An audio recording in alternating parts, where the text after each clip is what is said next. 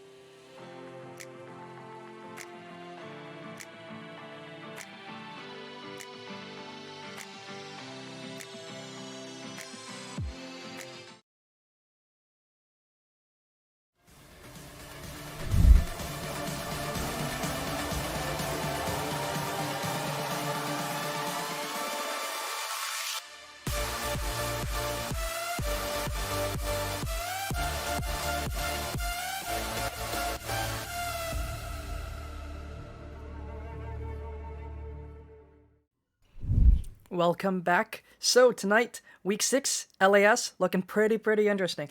We have the second place team in PvE Gold looking to take home another victory versus Grand Valley State University, but GVSU is on their comeback right now. They just took down Campbell University last week, and they're looking to carry that through to tonight. So we are going to be going into draft very soon. And before that, I think both teams are looking pretty all right. We did see a couple of them play back on Monday, and we'll see what they have for us in store today. Yeah, definitely. I mean, I feel like today is just going to be just a really fun night in general, just to see what kind of things can be pulled out here. I definitely, since I know a lot of PvE Go and actually know all of their members, I have actually played with every single one of the members besides Bliss, the mid laner. But in general, I've seen how strong they can be. And I'm actually really hoping to GVSU to actually bring out something against PvE Gold and see if they can actually make them struggle a bit and maybe even take a win. It would be actually really cool to see if they can actually take down this, I would say, semi-giant here. What did you hear me? Yeah. He's Jake from One of the Boos. Oh my god. Widow Boos Jake. Oh my god. I love this guy. I love Jake. I think it's gonna be a shutout. I think it's gonna be 2 OPV. I think it's just gonna be them just stomping over the opposition. Looks like the Pike is gonna be banned for Mako. That's actually a really good ban. His Pike is insane. I think he has gotten 3 pentakills. Something like that. 2, 3 pentakills so far. I mean, man's a monster on Pike in general. And then it looks like they banned the Annie. So that's actually another good ban. I have seen multiple players play it. I've never seen GVSU play it, but I've seen like Benji and stuff play it, and Annie's just insane right now. Yeah, she's definitely one of the better stat checking champions. I think the Jin, that's kind of, in my opinion, that's kind of a troll ban. You really don't want to ban Jin. He's not really a team comp champion at the moment. He's more solo kill. He's also not a prior pick around to fly. I do agree. The fly usually doesn't prior around Jin. So I definitely do think there's some other bans that would probably be most likely more with it. And then there goes the Fiora. Another band that I think that's kind of useless against PvE. Dallas, he does play Fiora, yes, but like that's not a prio pick that Dallas would pick. Very rare situations and specific scenarios that Dallas would pick it. The buffs haven't even come out for Fiora, yes, it's not patch 11.4, so not really any reason to bring it out today. See if Dallas actually is going to bring something spicy like the Karma top, like he did last week, and we're going to get to see the power pick coming out from GVSU is going to be the Kaisa. Very standard. I'm thinking that if I know the fly, I'm hoping to see either he's going to pull out the Lucian, or maybe pull out the AP Twitch. Could see a Lucian, bro. We could see that. I could see. Well, I don't think Mako plays Braum. I know Mako likes the hook champions, the engage champions better. Still could go Lucian Thresh, Lucian Nautilus. Both of those work pretty well. But they left Zen open. They did, and that is going straight to Mako. That man is a monster in Senna. You do not want to leave Senna open. Yep. Definitely a very high contested cryo pick in general in this meta. Senna has been coming back really big with the on-hit Kraken Slayer build with full attack speed. It just absolutely shreds, no matter who you are. Shreds tanks, shreds squishies, bruisers. It's just really strong. The only thing I say about Senna is that Senna needs a team. And then, the married couple themselves in the bot lane. I like it. Yeah, definitely what we expected. I mean, Lucian in general, very aggressive, does pretty okay into Kaisa, just in the fact that Lucian has a lot of that early game burst and damage. And he's good ISO. Same with Kaisa. Of course you don't want to fight Kaisa ISO, but you're still picking a champion that does still do good in 1v1. I'm hoping they pick, in my opinion, I'm hoping they go for a, okay, well I wasn't expecting that. So they're gonna pull out this Ira. I was hoping they would go for a more aggressive champion like a Blitzcrank or maybe a Leona or something, because if Leona or like a heavy engage goes on Senna Lucian, they can't do anything. Oh, so the healing from Senna is going to be really annoying to deal with. So, like, if you get damage off, they're just going to gear it right back up. Sejuani is going to be picked up for their jungler there. And, I mean, Interesting pick. so far I see a lot of team fight wombo with Sedge R or Zyra R, but I mean, so far not really too much to go off from until you see the rest of the composition. PvE I gold. wonder if they're gonna pick a melee champion in the top lane or a melee champion in the mid lane. I mean, they better pick some type of melee champion, but we've possibly seen Mid, Zach the go self-proclaimed Yep. best jungler in LAS Premade from last split. Gave 5 and tip was locked in the Zach. What do you think about that? I mean, it's his bread and butter. It's usually cookie cutter when he goes. He usually just camps a certain lane. Bot lane is what he did back in Spartans about, I think it was not last split, 2 splits ago actually. And when he had Ravensman and Patoka, I think, on his team, maybe wrong about that. I knew Ravensman was on his team, and he did play around bot side a lot here. Ravensman, really strong ADC, same with the fly here, so I wouldn't be surprised if that Zach is going to be pitching up a tent down into that bot lane there. And I mean, it's a pretty easy bot lane to gank too. They don't have mobility. They really have no gap closers. And Lucian Senna, very good aggressive, very good damage. So definitely a lot of kill threat down this bot lane for PvE with this Zap gank. Okay, so these bans are actually, I love it. I love how GVSU has banned no mid laners so far, and PvE Gold has banned no top laners.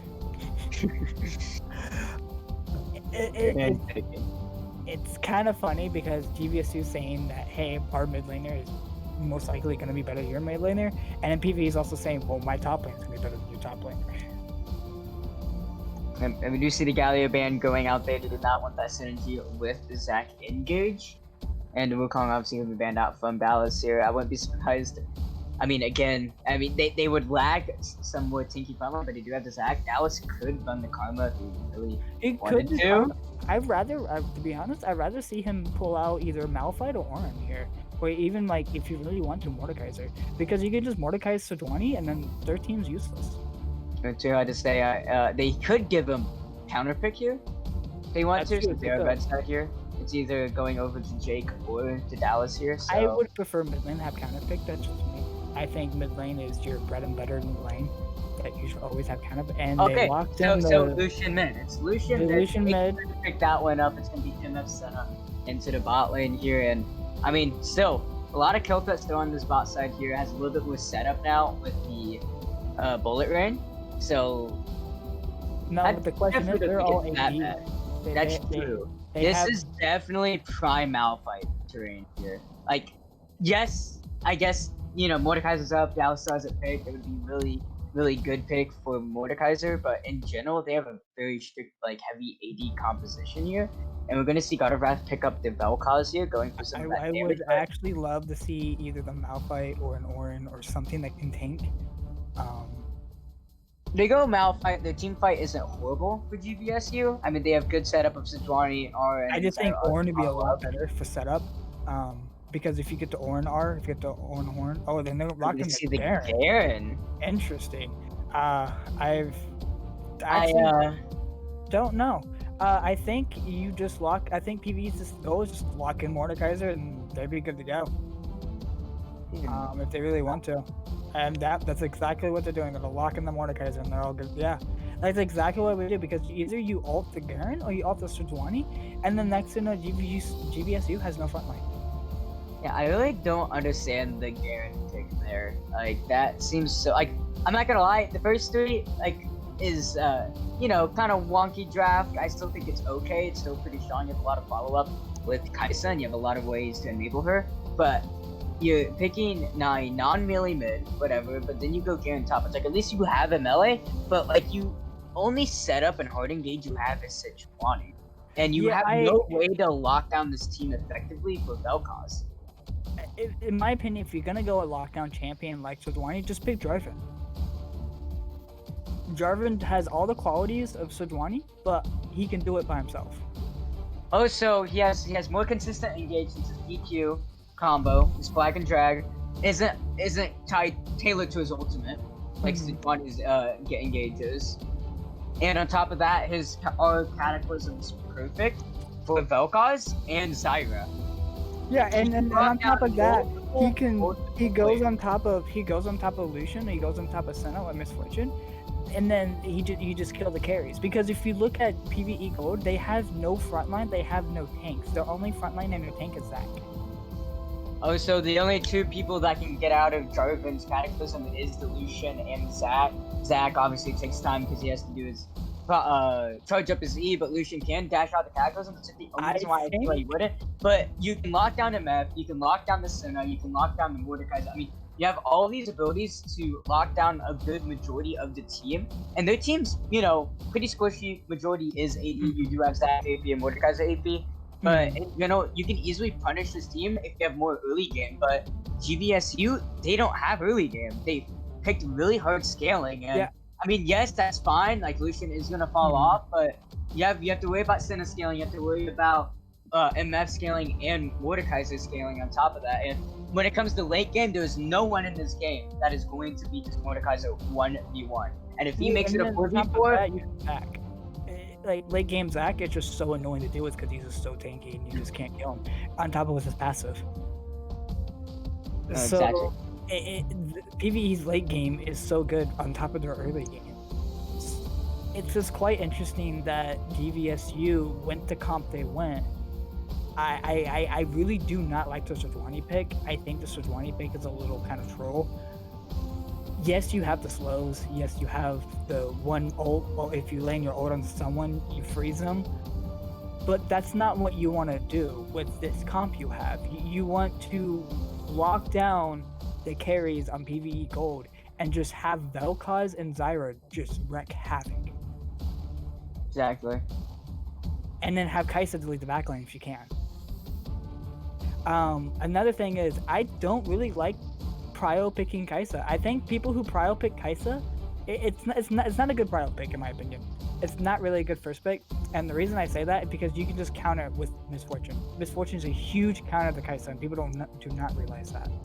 It is definitely one of their harder matchups, seeing how she is as plus tier right now. In general, Kai'Sa is just super strong, so that can triumph over the fact that MF is a good counter. Kai'Sa definitely has a lot more that she can bring to the team consistently than MF, because obviously MF, our bullet time, it definitely does a lot here.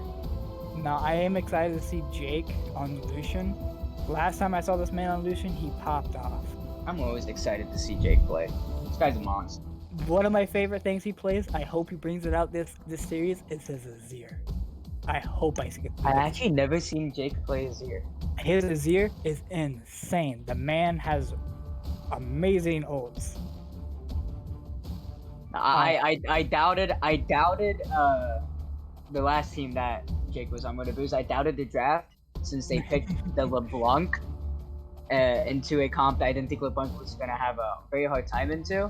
So I actually doubted it, and he actually proved me wrong quite hard. So that's the reason why I have all my eyes on Jake here. And I feel like all eyes, in my opinion, all eyes should be on the mid lane and to be honest, the bot lane. Top lane is gonna be your typical. It's just gonna be Mordekaiser running over Garen, like that's just typical. But in mid lane, it's gonna be interesting because Vel'Koz is really good against Lucian, but Lucian's also really good against Vel'Koz at the same time. And then the bot lane, you have Zyra Kai'Sa, which is a really good combo into MF Senna, which is an okay combo together. Like if Senna can land her W, that's a really good ult for MF. And then, MF can also slow with her E at the same time. But if Fake Kappa and Cyber can utilize that, and if Mako misses his W, I feel like Kai'Sa and Zyra will win this fight. Possibly. I mean, it's definitely very volatile in general. I do think PvE does win the 3v3 though. I do agree with you with that.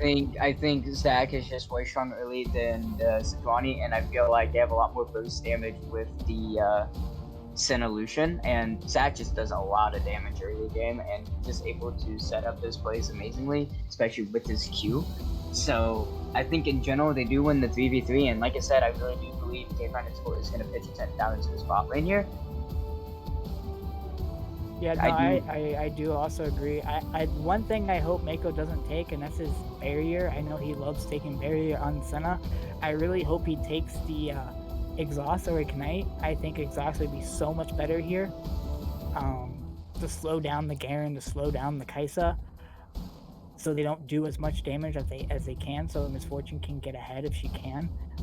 But we get to see predictions are open. Don't forget to vote who you think's going to win. I'm putting everything on PvE. I mean, I know all of PvE. I definitely do think they have a stronger composition here than GVSU. But guys, ladies and gentlemen, we're going to run out the spectator duel in about 5 seconds here. We're going to go ahead and go on the loading screen and short break here. Until then, see you guys.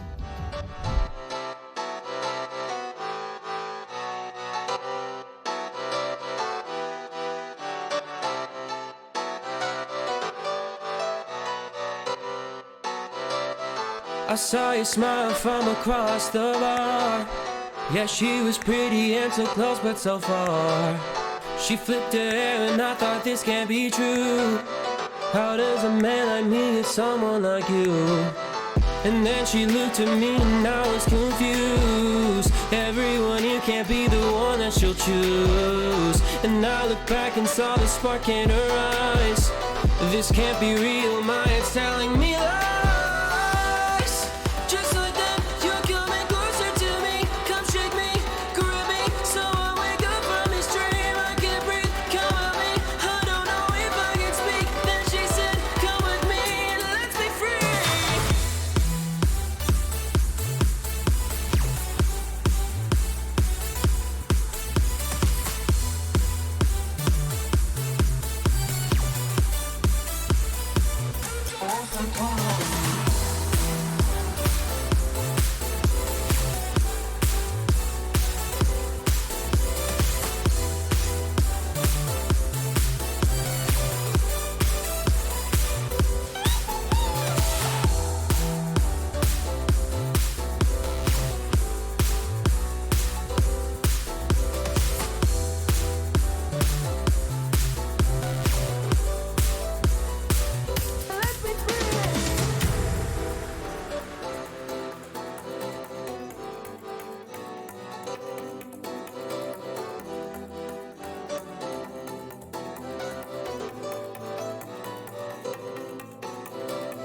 The night is young and I think this could go far.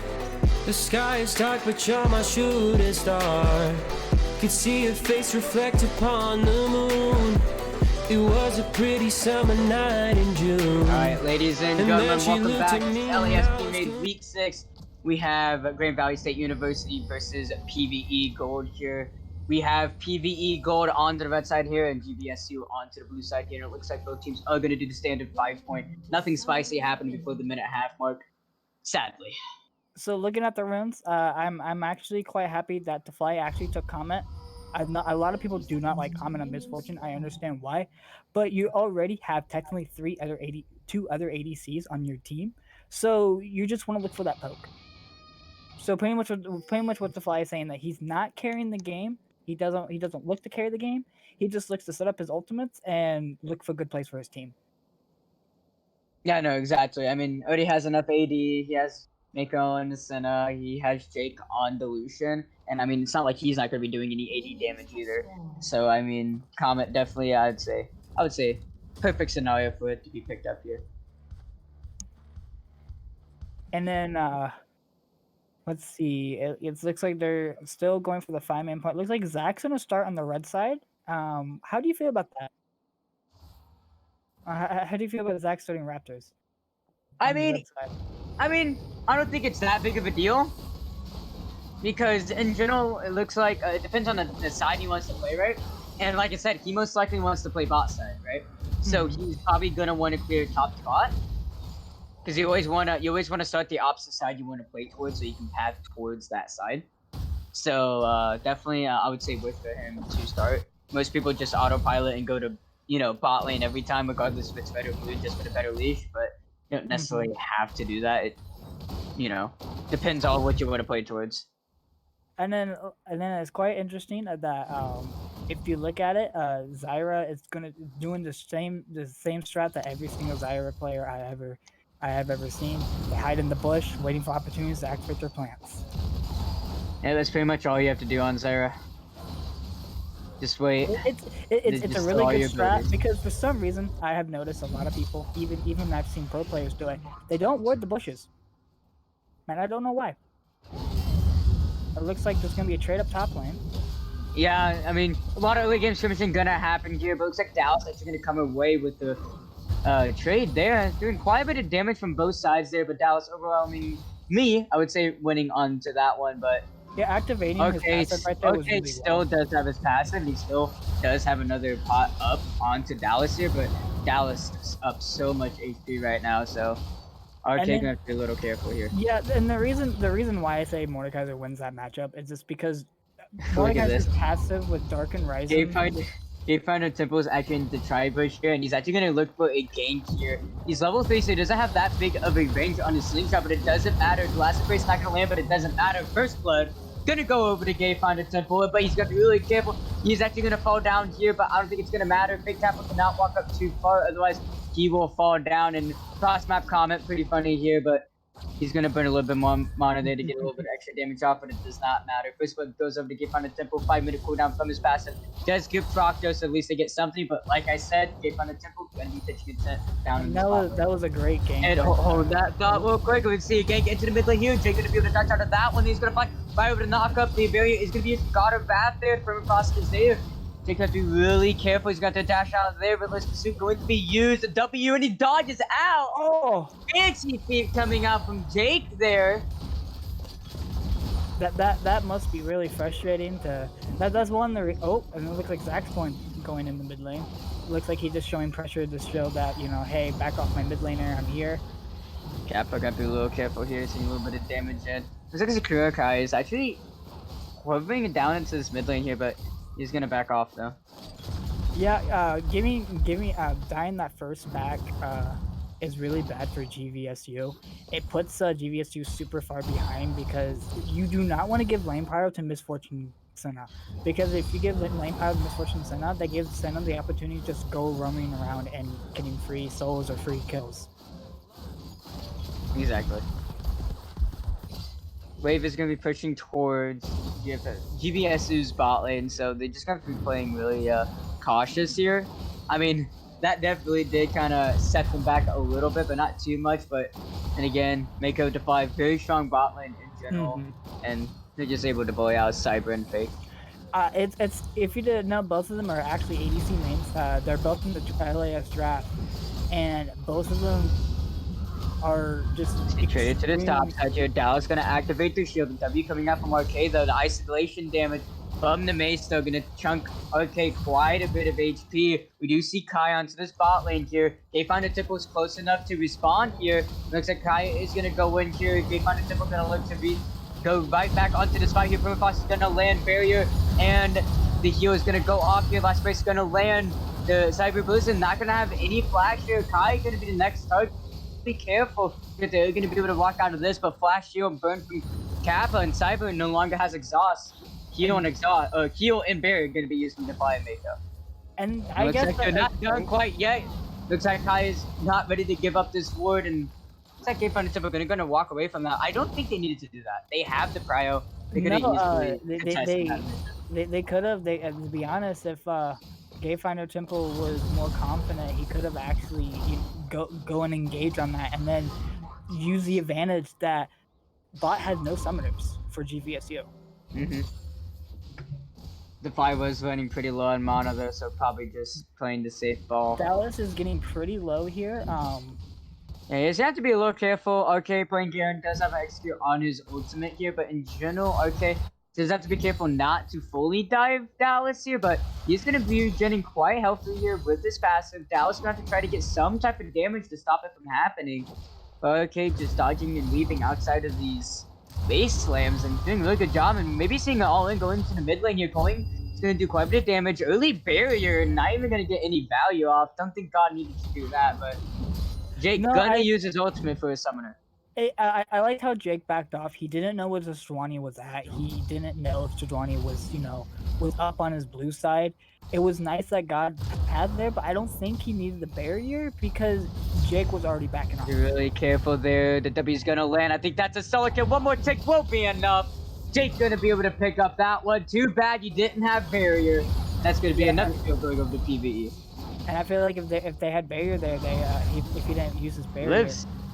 yeah, he would have lived right there. And then, to be honest, he could have turned it around because Sejuani was literally in the bot side. If Jake is gonna be started up here now that mid lane does have Cryo, so could be a relatively easy Drake for them since they do have Cryo into this mid lane here. No barrier or flash. Actually, not starting Drake. Or is he starting Drake? No, No, it looks like Jake this was one's to vision reset. for it. Was it smart right now? Because you know, Jake has to. Well, Bliss has to back on top of Mordekaiser having the back for his for items, and then on top of that, your bot lane does not have Cryo. So it's actually a good idea to not do Drake right now because you don't know where Sejuani is at. You don't know. You don't know where the words for GVSU is at because Garen does have TP. Yeah, definitely. I mean, in general, PvE doesn't really need to do anything too bold right now. They're up gold, they're up 2 kills, they're up pressure. Yeah, I do agree. Being up pressure is really good for them right now. They can manipulate the waves and stuff like that, and control the map more with their ward control. But if you look at it, we may be seeing a gank coming into the mid lane here. Kai is level 6, K found a typical is not. Jake gonna go for another solo here, doing quite a bit of damage though. One more auto will be enough. This is gonna be a trade kill. The art is gonna be used, Bola thrown, but not going to land. That is gonna be an ultimate used from Kai without any value out whatsoever. But he's gonna go on to K find a temple here. Permafrost is gonna be using a lot of damage there. K find a temple, not 6 yet, but does have the passive up just in case. Looks like another fight going on top lane. Yep, Dallas and RK definitely not disappointing into this matchup. Dallas going to be able to take the winning trade onto that one though, but RK just needs to wait a little bit for his pass to proc up, and then he'll be able to get. It looks like Garen, if you look at it, I didn't realize until now, Garen actually opted for the Berserker Greaves. How do you feel about that? He's going for the Instead of damage. Merc Treads. I think he should have gone for the Merc Treads, to be honest, because in my opinion, you do not win lane level after level 6 with Mordekaiser. Mordekaiser just does so much damage in his Shadow Realm that it's literally almost impossible to win. Yeah, the base stats that he steals from you just makes it unfair advantage in general, and as long as Dallas keeps on poking out RK to the point where he cannot get his passive up, a hold that thought Mako taking quite a bit of damage here. Big Kappa going in for the jugular here. Tailing Sting going to be used. Fly could be the next target. He's going to be forced to flash, but it's not going to matter. God of Wrath going to be able to pick up that one there as he's just really good roam there. But that was a really nice roam. Is going to be shoving down into this mid lane here and coming up a couple of plates there, and he is actually going to get more than a kills worth there. Kai going to be looking for something there, but it's not going to matter. Moonlight's Pursuit, Piercing Light doing quite a bit of damage. To be honest, it wasn't that bad of a trade for PvE. Yes, they lost both their bot lane deaths, but you're getting you give that solo XP and the solo gold to Lucian, forcing the Vel'Koz to roam. But it also does benefit GVSU because they did get the solo kills onto the bot lane. And they also got it's going to be used here. Bola going to be dodged out. A lot of damage going to go out. The barrier going to be used. But I think one particular will be enough. Yes, it will. The barrier was enough to stop him from dying so he can get the life form disintegration rate out. And he does get a trade kill off, but he still does end up falling down to Jake. How do you feel about Jake going the Gale Force build? He's going for God of Wrath, man. He's going for the juggler and he's not stopping. He's playing super aggressive, so he wants that Gale Force to make sure he can constantly get on this Vel'Koz. Vel'Koz super squishy, now doesn't have barrier, and having 2 dashes definitely makes solo killing a lot easier. I feel like Defly needs to be careful. He should know that Sejuani is bot side because Sejuani has been bot side all game. He should know not to shove the wave. You want to freeze the wave by your tower because you're falling behind in XP because of the constant ganks by Sejuani. And Fox gotta be really careful, walking way too far up there. One more for the Permafrost. Full time is going to be used. Quite a bit of damage going to go off to Cyber, but it doesn't matter. It is going to be smited down to Chilling Smite. One more auto. The Ice Safety and Raid. Fake Kappa going to be able to pick up that one. Kai was going to be able to pick up one as well. Though that should be free Drake going over to GVSU. And plus going to go right onto God of Wrath. Does not have the going up quite yet. Okay, going for a little bit of trade onto Dallas here. Have to be really careful for the ISO damage. And he's actually going to be forced to flash outside of the pool there. And it's a little over aggressive from RK, but it doesn't matter because Grand Valley going to be able to pick up the Drake. And RK, they'll give us something onto Dallas hitting quite a bit of damage. Going to look for the dive there. That are not going to be enough. And My Dallas going to be able question- to reset right out of that. Now, my question for the entire: what has Zach been doing all game? He did one really good gank bot, and then now he's just kind of perma-farming for some reason.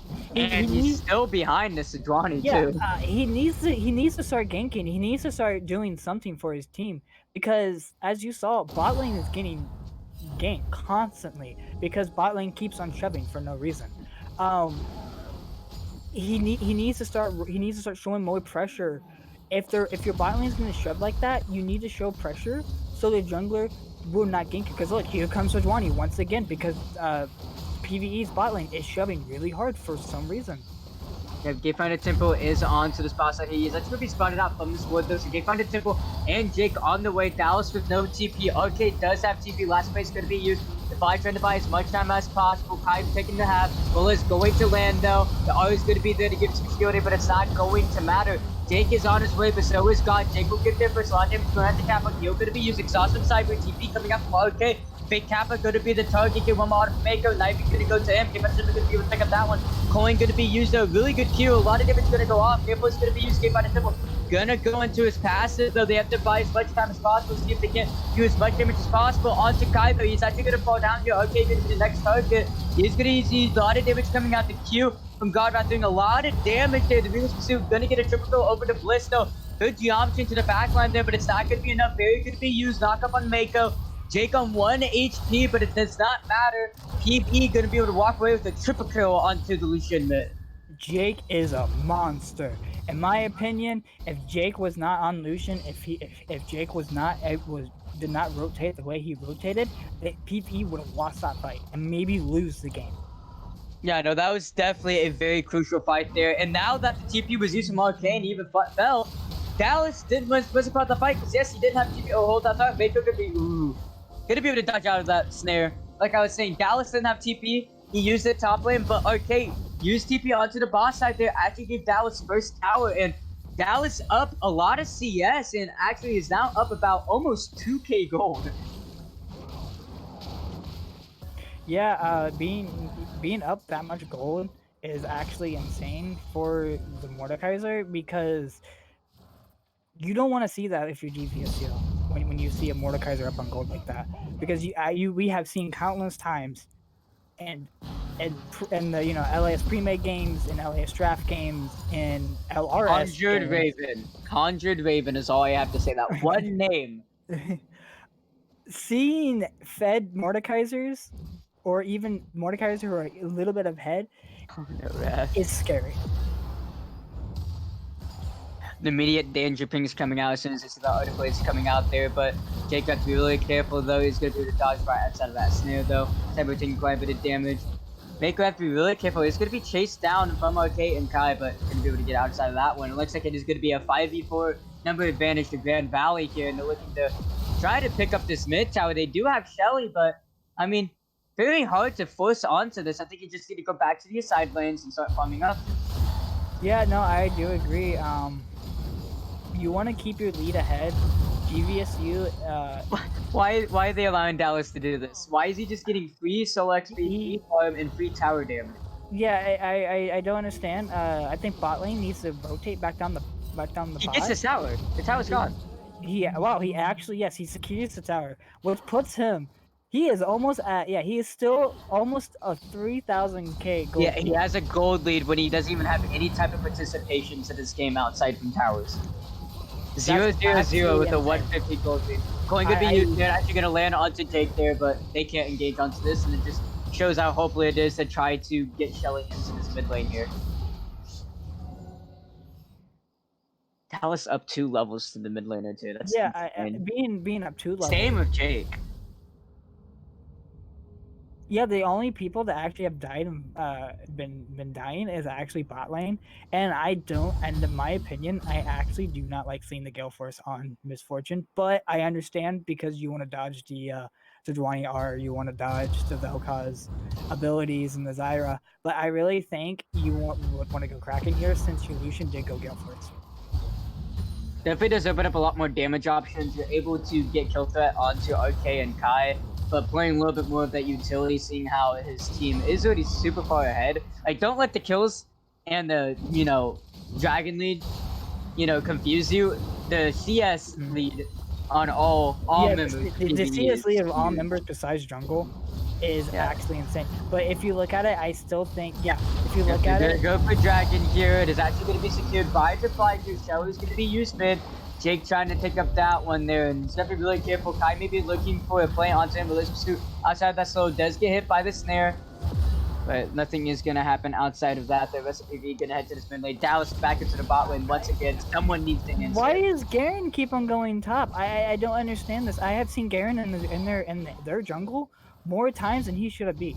He needs to be down them with Mordekaiser. He needs to stop Mordekaiser because Mordekaiser is just getting way too much free gold, way too much free stuff. Yep. And And then they're looking onto him, it's but too why are late. they gonna look It's onto literally him? too late. He could just turn this into a 1v1, Yeah, and and that's there we go. He exactly just what turned he it into does there. 1v1. And Apple is what are here, you gonna but do then? Gamefinder Tipple is here, though. A lot of damage gonna go out here. Gamefinder Tipple's out here. Is gonna get a lot of damage on the Aros. Really good there. Gale Force onto Jake, onto the Kaisa. Doing a lot of damage, and I don't understand what is the play there, Garen Valley. I don't understand. I don't Jacob, know not what done. to. He's looking for God. You're gonna eat the Q there. Got to be very careful. God very low on mana though. To fight by himself against Cyber, and that's gonna dive right onto God of Wrath here. He used the barrier. He's gonna be forced back, but it doesn't matter. Keep on it with so tanky. Maker gonna be able to pick up that one with this auto, and that is now 7-11, and about a 6K gold lead over the PvE. And they're not done. They're looking for Cyber now. But let's pursue Ignite. The coin going to be used. Cyber's not falling down. Did use the exhaust too, and still was not enough. Another kill going to go up to PvE. And if you didn't know, it's 19 minutes in the game, and Senna has 67 souls. That is a lot. That is insane. It tells you how much they're forcing these fights. I don't know why GVSU was forcing these fights. They had the lead. They had the early lead. But they're losing this game because of two things. They keep on trying to gank mid and failing at it, and they're not contesting against the Mordekaiser. And as I saw in chat, literally at 18 minutes, Mordekaiser was 160 CS. Almost 20 minutes now, he has 168 CS. That's almost 10 CS a minute. Pretty close. I mean, he's just getting so much free time in these side lanes, and even MF and Lucian, their CS is pretty high as well here. And I mean, they just have. Lucian has so much kills. MF the only one that is behind on the team, by the way. Only one that's down gold. Actually, that it's only by roughly 200. Ooh, the fight gotta be really careful there. Is gonna use Bullet Man there. Flash Care Force out, and Care Force came into handy in that situation. There is gonna be able to get out of that rotation from the Garen. And then if you saw Senna finally completed their first item, and that would be Kraken Slayer, which is really good for their team because, in my opinion, GVSU can no longer dive onto PvE Gold. I think this is just a shutdown. I think Flash FL on to God of Wrath there is going to be canceled from Disintegration Wave from Dallas E, and he's just taking so much damage. I don't think he can get out of this one. Mace to the face, throwing you into the dirt because that is where you belong. You are just absolutely unable to do anything here, and I mean, why is the Vel'Koz answering? Yeah, I don't know why it doesn't make no sense. Vel'Koz is answering. You have the healing reduction on the Garen, but Garen again is top lane. This Garen reminds me of solo queue Garen. For some reason, whenever I see solo queue top laners, they only stay the top lane, and that makes no sense. No, you want to rotate where the enemy top laner is, even if they are ahead, because you're the only one that can test against them because you build tank items. And right now, they are planning on fighting a 4v3 here. Kai taking a lot of damage before the flash. Kai back up in the next target. Jake is out godlike. He's going to flash onto Kai here. Taking quite a bit of damage in Relentless Pursuit. Once again, Mako going to be able to pick up that one. with the ultimate there, plastic thrown over the wall is gonna keep RK safe, but Dallas And then into Dallas is just the in their enemy base, just claiming waves, just getting free towers. Only Oh person my that goodness, contesting against Taylor. him is the Zyra, which makes no sense. Oh, here comes Probably Garen saying his finally. welcome though. He's gonna take a lot of damage and shut down. Gonna go up to OK. He is 750 gold richer. The band is gonna be started up once again here. Jake And- looking to catch someone out there. They don't even need him. They can do it. It will be slower, significantly slower, but it doesn't matter because In my opinion, this benefits PvE. Dallas had gave so much time, so much for them to start the banner for them. here's his SFTP. They're not And even then, yeah, rotating. and he has TP too, and they don't They even have know no they're doing vision on it. it. There's no vision on it. There's no vision on Dragon either. So they gave it to them. They're just setting up for Dragon. No, they're on Baron, and now PvE is wearing purple. Why is GVSU all grouped together? Garen should be topside right now. He has TP. He needs to start split pushing. He needs to start doing what Dallas has been doing all game. But they're just kind of grouping together, running around, looking like they don't know what they need to do next. Yep. Dragon could be the next target. They even postured like they wanted to contest for it, and then like right when it spawns, like, all right, now let's not contest for it. So much wasted time and golden experience. And then throughout I the match. do not like this positioning. I do not like seeing your bot lane and bot right now, and I do not like seeing your Garen and mid. It's way too easy for PvE to gank the bot side than it is the mid side. Mid side you have so many openings and escapes that you can go. Bot you don't. Yep. Oh, so tier 2 tower is still standing for GVSU, so definitely a lot harder for them to dive onto that mid side in general and then the bot lane. And Dallas once again in bot lane here. God of Wrath, please walk away. This is up to the Garen, not you. Go top. Do something. Hover around. You aren't going to be able to do anything here. They're going to go on to Dallas here, but Dallas doesn't really care. Isn't he going to be able to It's win just out that tickling trade? them. Yep, he's going to be able to hear right back up with that Rift Maker. And I mean, I don't like they're looking for a play how on him. There's 5 members of Grand Valiant onto the spot side here. But Dallas could just make the 1v5 into a 1v1 anyway and go for 1-for-1. yeah, and or he could just solo the entire. Or he could leave the game. That's another option. Kai gonna go onto this red buff here. Kappa is gonna try to pick it up, but it looks like it's actually gonna go over. I think Kaiser, but he's gonna be put in from Dallas there, and RK looking for a kill onto him. That's gonna be really careful. Dallas, what are you doing? He should have just Artist of Dwani right there. If he would have Artist of Dwani, he would have actually probably lived. Going to do a lot of damage on the God of Wrath. Bullet going to land there. Probably gonna be really careful. The shield coming in from Miko is gonna keep him quite healthy indeed. Bulletman is gonna be using quite a bit of damage. Gonna go on to Kappa there, but they're gonna have to fall back. Escape on the triple is not quite there. Half health, actually more than half health onto Jake, and Dallas is still down. He does have TP in 25. My question, and like I don't know if that is just me, because the jungles I play with, Gay Finder Temple has literally actually done nothing the entire game. Almost. Like, he's really just been farming the entire time, but he needs to go in. He needs to start the team fights. He needs to be the one that initiates team fights, because if you look at their team comp, PvE has no one besides him to start team fights. And in 13 seconds, then it will be down. If they had a little bit longer, I do see Dallas TPing to the bot lane there, but it is not going to be up for much longer here. Just play around not Baron, Drake at this point. Get the soul point from PvE. If you didn't know, Senna is now at 92 souls, almost 100 souls, and it's only 25 minutes. Looks like they're going to be death pushing here. I mean, death pushing there doesn't really do anything. Like, Dragon's not up for another 2.5 minutes. I mean, there's no reason for GB to walk in there. Yeah, they need to be shoving lanes. Can you find it simple? Possibly looking for something here. Flash R coming from Dallas, but it doesn't matter. Kappa does have the QSS there. Really good slingshot coming out. Really good Q and R. And Kappa going to be forced to use heal and killer instinct there. And Can find it simple. Finally does find something for his team there. Picks up a kill for himself there. Grabbing a lot of quite a bit of exactly one you want to see. Yeah, they don't have the Zyra anymore. They lose a lot of their Wamba there with the Zyra gone. And I do agree. The only person they have to actually do anything would be the Vel'Koz. But to be honest, I don't think the Vel'Koz can do damage to actually kill them all.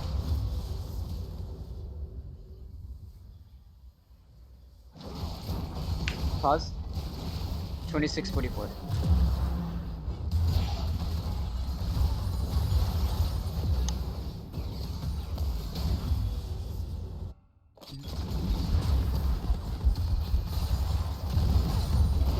looks like PvE is going for the small. Oh, Jake with quite a bit there. His first flash at the ball is going to land. Defensive going in. Really big bullet time, but it's not going to matter. Device going to fall down. They got a Wrath. Big looking for quite a lot of damage here, but it's not going to be enough. Okay, almost gets to execute off with the ultimate, but the heal is going to be enough to keep him alive. Not the heal, but the barrier going to be enough to keep him alive. Dallas at the top side going to see if he cannot pick up tower for himself. Cyber Blizzard thrown in to answer him, but it's not going to be enough, and it looks like Dallas is going to be able to pick up this tower. yeah, another tower going for PvE. GVSU just looks like they just.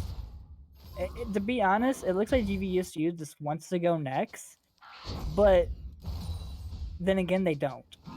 They're 10k gold behind. I would say like just let PvE in the game. Just go next. Reset your mental. Rethink your draft. And try to win the second game, because I don't think this game is winnable anymore for GVSU. I mean, The only person that's behind is the MF, but that doesn't even matter because the MF is still winning in CS. he's actually up gold. Mhm. Flies up gold on Kappa, even though he's the most behind and legit has 4 of the 10 deaths, so almost half. Does not matter. As we see here, Dallas going for a trade onto OK. OK trying to do his best he can. He does walk into the menu wave, so the ISO damage is not going to activate from Mordecai's Q there. It is going to be a 4v4 into this boss. I'm pretty sure it's going to be Soul Point going over to PvE. If they can pick it up, though, Kappa got the really careful going to be used. He's going to be able to dodge out most of it, but he's going to get a little bit of damage going off there. The Q going to land, doing quite a bit of damage. Kai looking for something onto Jake here. The game finder triple looking for a swing shot. He's just going to go right onto the Dragon Bullets. That's going to land up to the 5. Jake doing a lot of damage there, and he's actually going to fall down. Last space is going to find on 3, but it's not going to matter. There's going to be a TPE coming out from Dallas there. The knockup is going to be used there. Is still going to land them right after the back foot there. They find a triple going to flash. Is going to land onto 3 though, barely. Tempo's going to fall down to Dallas there. The Grip is going to be using multiple members there. Kappa going to be falling down there. Okay, looking for something onto the black here, and it looks like he won't be able to find it. He's going to try to get out. Swing shot is going to land. Piercing light with the auto combo is going to be enough. There a lot of damage coming out from this Lucian mid. Jake is just an absolute monster right now. I know I've said that one before in the previous split because it is true, and he's just absolutely doing so much damage for his team there. That was really good TP. Going to be able to pick up non. To be honest, they could end the game here. I would just go for the end. There was no point of going for Baron. Just go for the end. Just end the game. Looks like they're not going to do that quite Looks yet. like they're not going to do that. Dallas is level 17 right now. Yep. I think the Baron is. I mean, cannot check what their Garen is at the moment. Dallas and Jake CS are actually pretty much in sync now. They pretty much almost have the exact same CS. Their highest level on GVSU is 14. That's Vel'Koz and Garen. To be honest, PvE can just end the game right now. I don't know why they wanting to do Baron. I understand you want to go the safe route, but you're so far ahead. You're 10 gold ahead. Just end the game. Just force a team fight, end the game. Because there was no reason for you this drawn out this time, because you're giving an opportunity for GVSU to come back on the game. Kai got to be really careful though. The team shot is going to land. It's not going to land on God though. Kai going to be the target there, and that is the jungler down. Free Baron no longer 50-50 smite here, and looks like that's exactly what PvE is going to go towards. Dallas back into the bot side once again. No TP. Is Fox about to come up there. Jake and looking for a kill onto Blizzard, and oh my goodness, that damage. He's going to run into OK there. OK going to be using his Q, doing quite a bit of damage. Going to be really careful. He's going to get forced out of there. And the R was up for OK. I don't know why he didn't just use it. That was a free kill onto Jake. And if anyone's wondering now, Senna is at 108 souls right now. 108, now 110. Dallas pushing into that bot lane here. Jake going to continue pushing out to mid lane. Does have a little bit of life steal to put himself out. A little bit healthy here, but I would just, take the reset here. Reset, group up, maybe go for a 4-1, go into the top lane, run into the bot lane here. And I feel like, to be honest, I feel like the PvE just needs to group either mid or bot, and just force a team fight, and then they just win. I feel like they can just do that right now because of the items they have. They have more items than GVSU. Their team fighting is so much better than GVSU because they're so very behind. Oh, looks like Dallas is going to go on to Kai here. You cannot go on to Kai except QSS though.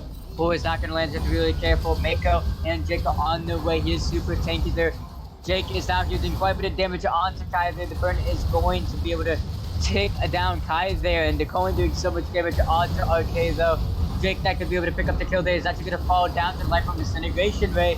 Going to disintegrate your life bar for sure there, and Kappa going to happen the same to him.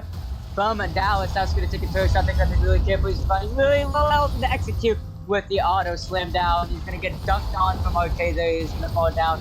Double shutdown going to go over to Garen and Vel'Koz here, but Inhib is going to fall down in favor of That was a PvE little here. And it greedy looks like for, PvE are not done with this fight here on the siege in general. And I'll be really careful here. Looks like they're going to be looking to go to this top side here. Grand Valley is the best chance right now to do something if they want to. It's low health on Mako, low health on Gayfinder Temple, my bad. And looks like they're gonna just get triple Inhib here. They have Cyber Blizzard up, Kai is up. They have to look for a play here. They have to do something. You have numbers advantage.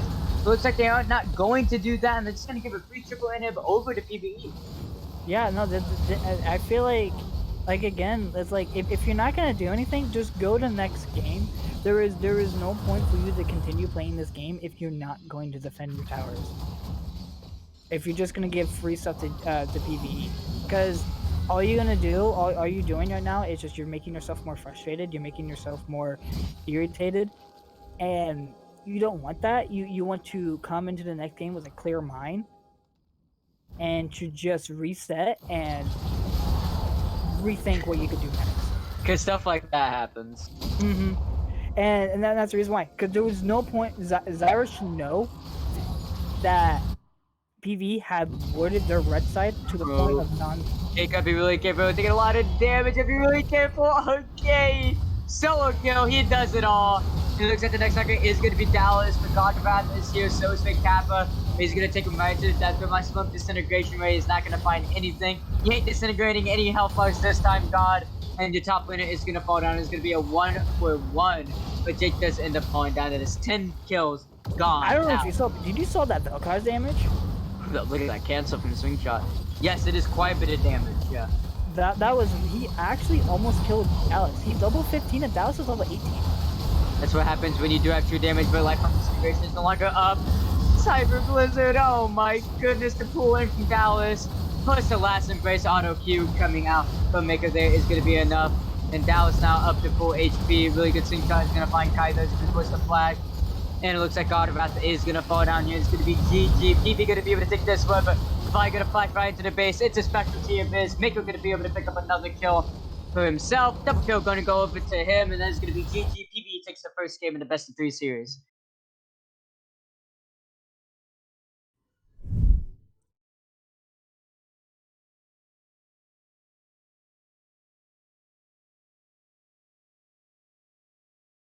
Just wow. That was a game. It was. I feel like PvE took way too long to end that game.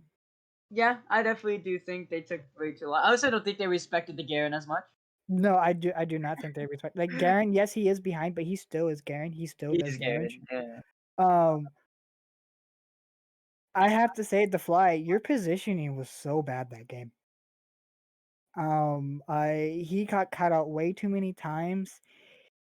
He was trying to 1v1 the Kaisa, even though he was super far behind. He was acting like he was the 10 and 4 Lucian. And I understand you want to try to get ahead, you want to try to get a lead. Also, he has comment. You So, have like, comment, so you're not going to do damage. His scrimmage capability is a lot lower in later seasons. But that's the only thing that I would say about PvE. Other than that, they played really well. I feel like the PvE learned that their mistakes was that they were overextending way too much in bot lane. I think they realized that, so they took that as advantage, and then they won the team fights. We're giving Lucian or Jake a triple kill. Yeah, that was a really good run from him. That set the game. That really set the game for PvE. There was that triple kill into the bot side for Jake. So like that really just turned the game onto its side there. It could have looked like that Grand Valley could have turned something around, but once that play happened, Jake was just taking over the game. But yeah, no. And I also have to say, GVSU, you need to contest against the Mordekaiser. You gave Dallas way too much Freedom. everything. Yeah, like he had way too much to run the game over. I do not understand why you let him take three. No, I think actually four towers. Can you see how many towers he's taken? No, you do not. Okay, but he took a lot of towers that game for no reason. No, 6 towers. He destroyed 6 towers that game. He definitely did give a lot of objectives over to PvE. Like I mean, it's just insane. No one contested over him. Whenever they did contest him, they sent God. Why are you sitting in Vel'Koz to contest over Mordekaiser? Yeah, I do not. You're sending your first of all, you're sending your most fed person, which was Vel'Koz, and on top of that, you're sending a squishy against a man who can just put you in a death realm and just kill you in an instant. Yep, at least Garen has the ability to survive the Death Realm, right? The only reason why he Yes. would die in the Death Realm is because if he got poked down and just was too far up for no reason. That's the only way he loses out. But in general, you saw what he could do, to the ADCs. Like, not saying he could do the same thing to Dallas on the Mordekaiser, but if you did not allow Mordekaiser to get that fed on CS, XP, and objectives, then you could have been roughly not close, but like you could have like at least contested him comfortably without having to wait to get solo killed. And if you wanted to go for a kill onto him, then maybe you can poke him down long enough for you to get a solo kill or to have a team roam onto him, because Kai shouldn't die instantly to the death realm either. And the other thing that I find quite hilarious for this game, right?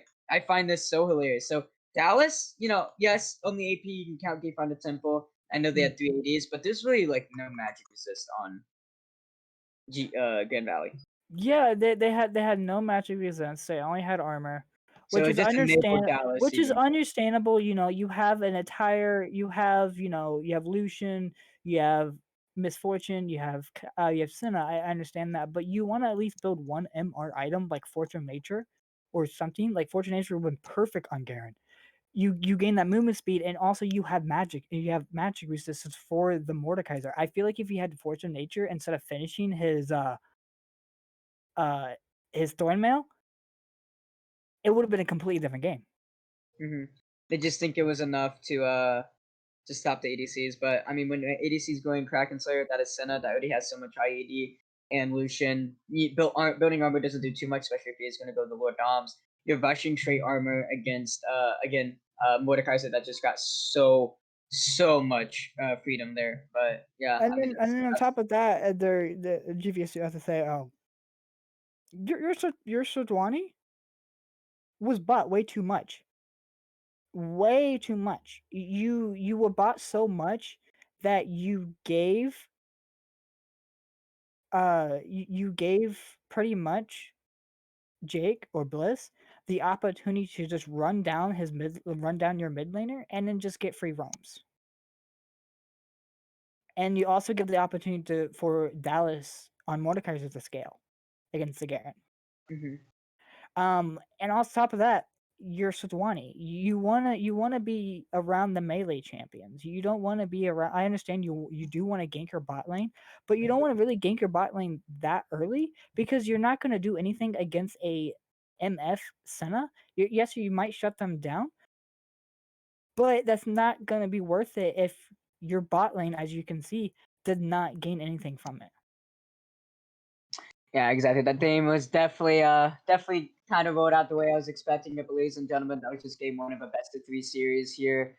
But we're gonna go into a short break, then we're gonna announce player of the game here. But please do not leave, because we'll be right back for game number 2.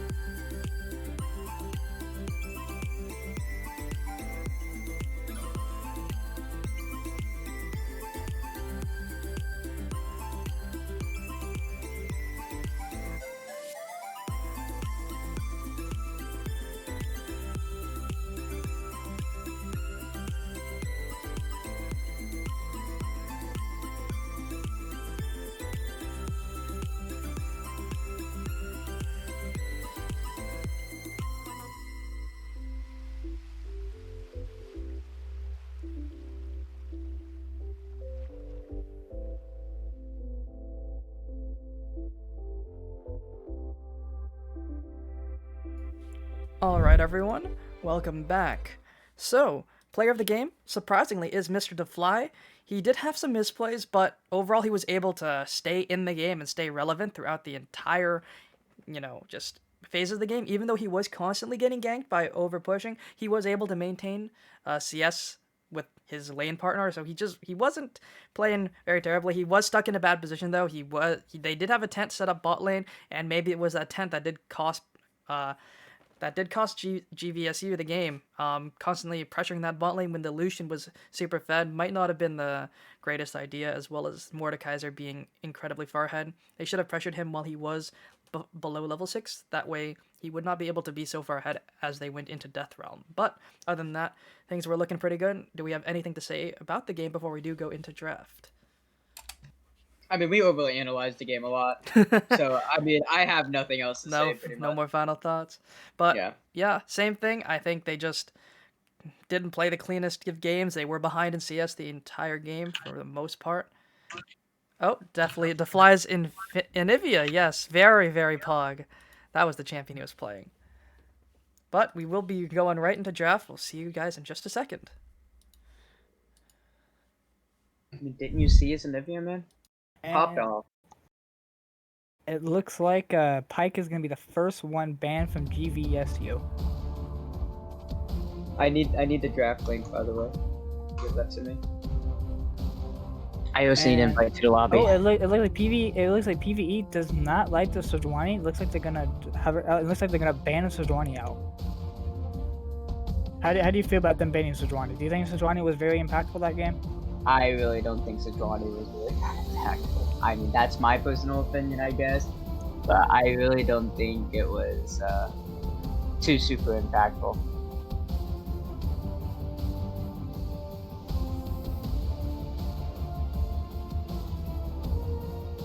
I now have to drop it. There you go. Grand Valley gonna continue with the tradition of banning at the Pike, but they're also gonna It ban looks at like the the Senna as Senna. well. No It's- Pike, no Senna for Mako. Feels bad. I wonder if they're gonna ban Lucian next. It looks like the Zyra is also gonna be banned. I do like the Zyra ban. I think the Zyra I do like that too. is good. Do we see the Lucian ban? I mean, I wouldn't be surprised at all. We did see that coming out here from Grand Valley. Jake was just an absolute monster on it. But obviously, it's not the only thing he can play. But we see the Lucian ban coming out nonetheless here, so. It looks like the Annie. same It looks like Pike, Senna, and Lucian are all gonna be banned. Looks like Seraphine's gonna be locked in first for GVSU. I personally do not like that, but I understand. Seraphine is a really strong champion right now. She can be in 3 different positions. She can be mid, ADC, or support. So I do understand why Seraphine is a prio pick. I just don't like it as your first pick because Too many counters. Yeah, there's so many counters. It looked like PvE's hovering the Swain. And Swain's And one that's of a them. major counter against Seraphine. That is one of them. And to be honest, Swain could be played mid, could be played bot, it could be played even ADC if you really need to be. I have seen a As lot of flexible Swain's as APCs. Seraphine. And if it's Swain APC, I would love to see if they would pick up like a Suresh or something. Just imagine that bot line. Yeah, it would definitely be extremely strong there. But PvE definitely have their eyes set on a different type of playstyle here. And Oh, it looks like they're that- hovering the Yeah, locking the there we go. Mundo. Where do you think that's gonna go? Does Gatefighter Temple play Mundo? Dude, I I have don't never know. seen. I have never seen him play Mundo. If it goes jungle, I can see it, but I'd rather see Mundo top than anything. Dallas Mundo. Yeah, Yeah. I would rather see Dallas on Mundo because the way he played the Mordekaiser was insane. Because Mordekaiser is not banned yet. I looks like they insta lock in the Hecarim. Hecarim Seraphine is an amazing combo together, but again, I do not like that pick because they picked Mundo's Swain. I feel like Mundo's Swain counters Hecarim. Yeah, definitely don't have that much kill threat. You can't really engage onto the Mundo, and you can't really engage onto the Swain either. So PvE Go can And just they play a and lot they lock of... in Aphelios. I do Okay. not like that lock in. Okay. I understand pro players play Aphelios, but people need to remember we are not. And then there's the insta hover for the Twitch, insta lock in. I love it. Kai And says up. and I- Jen's up. Misfortune's up. Ash is up. Let's go Aphelios. I don't understand that. I do not understand that. And the thing is, Defly is a monster on Twitch. I know this is gonna be I know this is gonna be Defly on Twitch, and I know Defly is probably gonna go AP. I hope he goes AD, just because I personally like AD Twitch. I think it's really fun. I mean, they have a lot of AP right now with Dwayne here, but we'll have to see if the rest of their comp does wind up being. If they have too much AP, then he can't go AD. Too much AD, then he can't go AP. So That is true. A little bit of a hybrid there, but I- definitely a really good pick. I do hope it's Swain's support, and I hope Jake pulls up the Zir. As Zir with their comp would be disgusting. Definitely It would be amazing. No mobility on ADC or The on Sarima support. shuffle into the Sarima shuffle of the Philios into the Twitch Mundo Swain would be insane. And it looks like they're gonna ban the Mordekaiser. It looks like PvE's gonna kind of keep the same bans for their second bans, except for the Nasus. I think is new. I don't think they banned Nasus last time. I think Nasus is good here. I mean, I feel like Nasus is kind of telegraphing that the Mundo's gonna go top, maybe, because like Mundo versus Susan, I think Nasus just kind of like free farms. Yeah, I do agree. Much kill threat on. And it looks like they're just gonna double ban top, and looks like GVSU thinks it's gonna be Gay Fight and Temple on the Mundo. It could be. It could be. I mean, And honestly, I could see it too. I could actually see it. If it is Gay Fight and Temple on the Mundo, I would not be surprised if they. Oh, it looks like they're having the Riven. And they've locked in the Riven.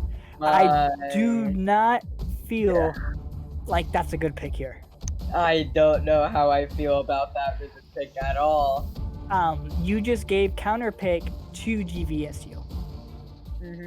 Counter pick is the top. It is counter picked into the mid lane here. So And you left Camille right. open. I don't know if GVSU's top laner plays Camille, but Camille's a really good counter against Riven. We'll have to see. Maybe he doesn't. Maybe that's why they did And it. he's hovering the Garen again. And Garen another. Another Garen thing. And again, Garen actually does counter Riven. He does. Definitely a lot better of a pick here than it was last time. It's a lot better pick for Garen than the other. But the other thing is, I do not like the Garen pick here because again, GVSU has no they have no initiate the fights besides the Hecarim. Yeah, you have Hecarim, but the problem is it's hard to engage onto this team. If you engage on this team, you're just gonna insta die. Unless you can get onto the Twitch. Let's see. I hope it's gonna be Azir.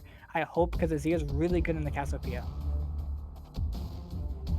It would be quite nice to see here. See what Jake does end up being out here today for us. I mean, last game he was just an absolute monster. See if he can pull out the same thing.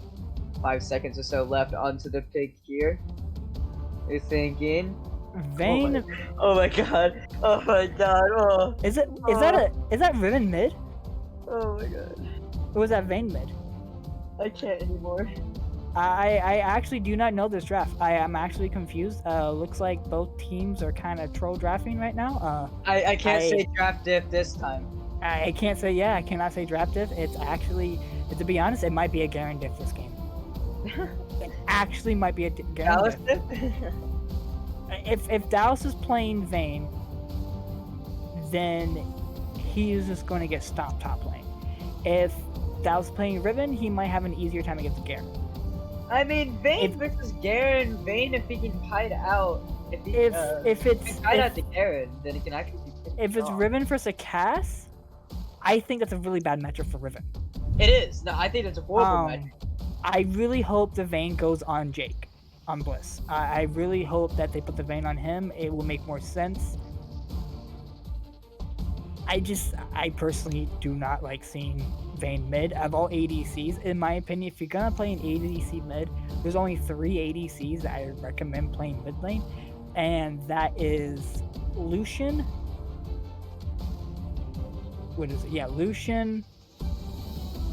I forget who it was for the other one. Tristana, and then my personal favorite, Jhin. Yeah.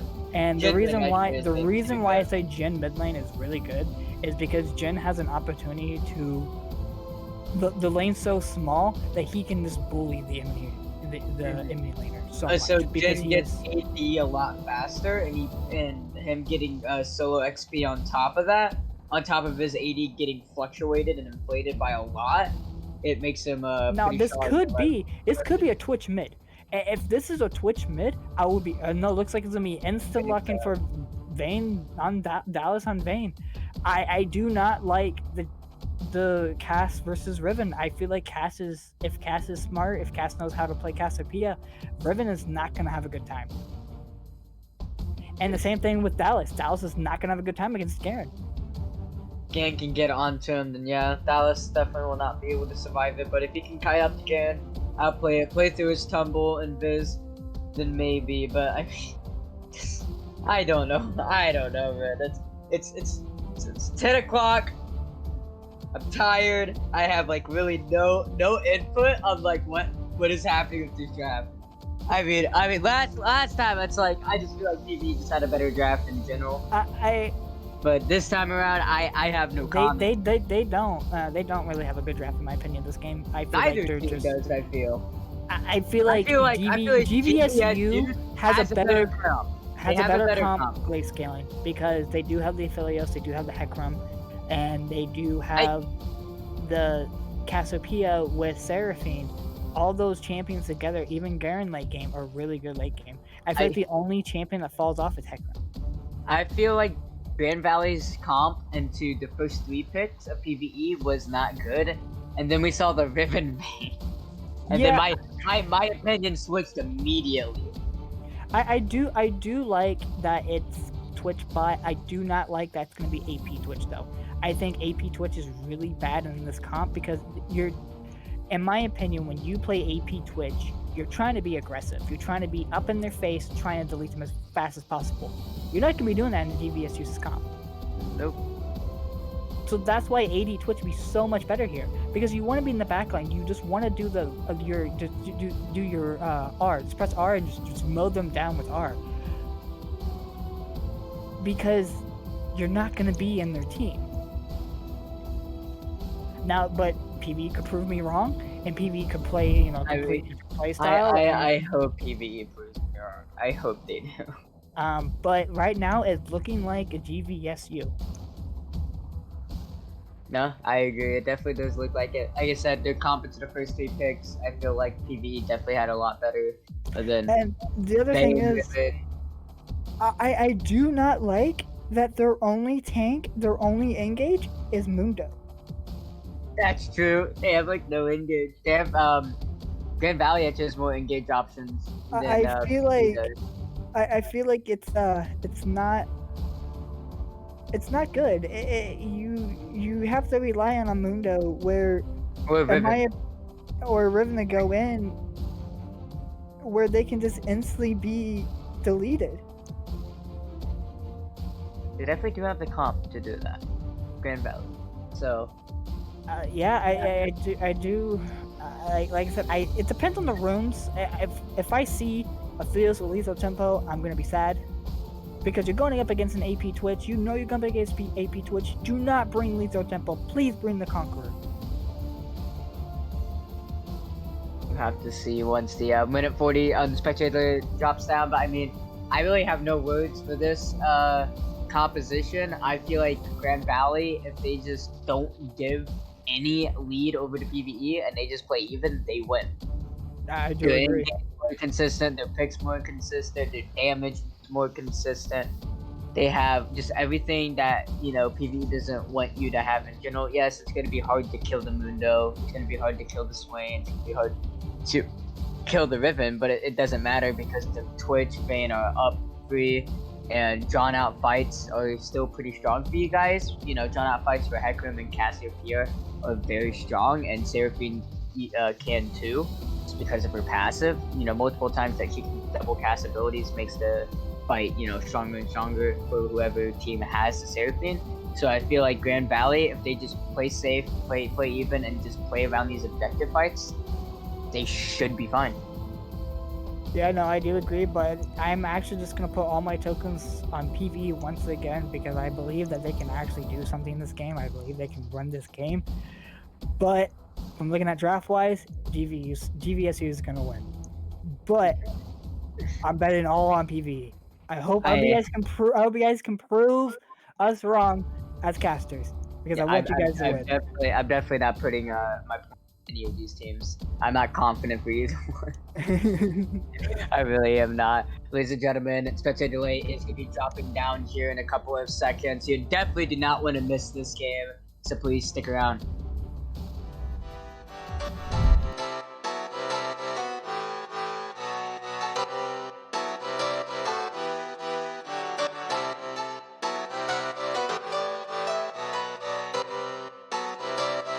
I saw you smile from across the bar. Yeah, she was pretty and so close but so far. She flipped her hair and I thought this can't be true. How does a man like me get someone like you? And then she looked at me and I was confused. Everyone here can't be the one that she'll choose. And I looked back and saw the spark in her eyes. This can't be real, my head's telling me lies. Just like that, you're coming closer to me. Come shake me, grab me, so I wake up from this dream. I can't breathe, come at me. I don't know if I can speak. Then she said, come with me and let's be free.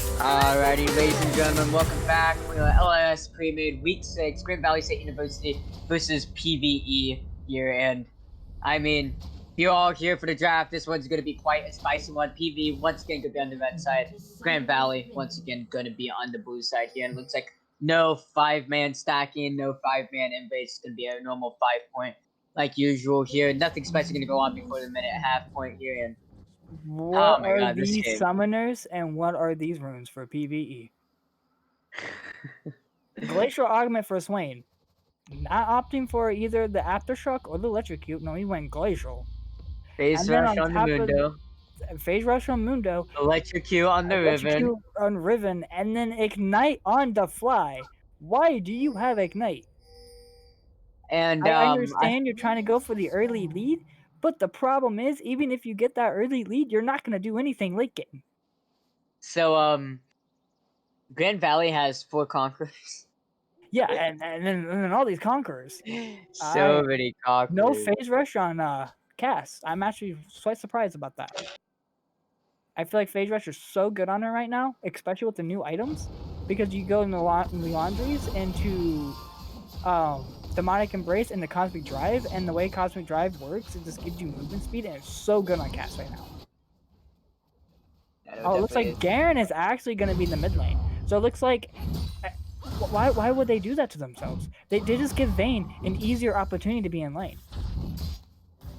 Yeah, I feel like it's definitely benefits the Riven more for that swap in PvE. Because Cass, I feel like, is going to be a lot rougher of a matchup into Riven. Because Riven, because Cass can poke. She needs her dashes, man. And that, Cass stops that from happening. Like, the grounded from the miasma makes it very hard for Riven to even get onto her, and she can even shield herself in the miasma because that's also a dash, so she can even block the damage coming out from the Cassiopeia. So I don't know. I don't understand this at all. I do understand. Yeah, I do agree. Oh, it looks like Swain made a pull. Yo, coming out from Kappa there. Is there going to be a summoner burned out for favor of PvE It does there? not surprise me that the bot lane is going the way it's going. It's Ignite super, going off here. Okay, you have to be really careful here. Taking really low, about a couple autos left there. It is still flash up for Jake too, and I mean, Gen's not careful. He could actually fall down to a. Oh, wait, hold that thought. We're gonna land. Be pulled right back. Get a lot of damage going out. Here, the poison plus the ignite. Push blood gonna go over to Defy. and I understand why you bring Ignite. You like I feel like AP Twitch is more of a solo Jake queue. maybe going for something here. Okay, why you walking back in? Oh my goodness, another kill maybe going down to the spot lane here. Defy picking that one up. My brain is hurting a lot here. Defy gonna be able to survive outside of that one there. Tower shot not gonna be able to find it. And this is the reason why I say Aphelios is a hard pick into competitive play when it comes to low elo players. I understand, you might be. Oh, Jake, what are you doing? Maybe he actually wins that. No, he does not have cooldown zero, but did quite a bit of damage onto Kai there. Electrocute coming up big, I guess. that was actually insane. for the Electrocute shield. there. It looks like it looks like Bane's actually having a little bit of trouble up in the top lane. Definitely not stomping as hard as he was in the first game. But going back, if you didn't saw, Mundo actually almost died to his red buff. I It'd don't be know if like that anyone- sometimes. I don't know if If you really careful, you're going to be rooted up from Cyber Blizzard there. Eventually the Empire's going to land, so it's Cyberboy pulled right back in. Cyber Blizzard, one more auto, plus to contaminate from the Twitch, and Defy going to be able to pick up that one, and he's now on a killing spree. I am so confused with this bot Alice, lane. be really careful here. He is going to, God is actually going to flash, but barrier coming out from Dallas, and I mean, sure, I guess. I feel like that benefits Dallas a little bit more because she used Flash. It is the fastest cooldown coming out from Dallas there, but Jay gonna go for a trade into the mid lane here. RK doing quite a bit of damage back onto him. He's gonna force the 2 refillable stacks coming out, and RK only using 1. His passive can do the rest of the work here, but he's gonna come right back into RK. He found it to is out here. Can he land the creeper? But it doesn't matter because Kai is here. Kai gonna be able to knock that gank off right there, and I mean, If you didn't realize, Jake has a serrated dirk. I know exactly where he's going. I know the playstyle he's going for. He's gonna go Prowler's Claw or Eclipse for Riven. And the reason you go Eclipse because you can literally one-shot with Electrocute Eclipse.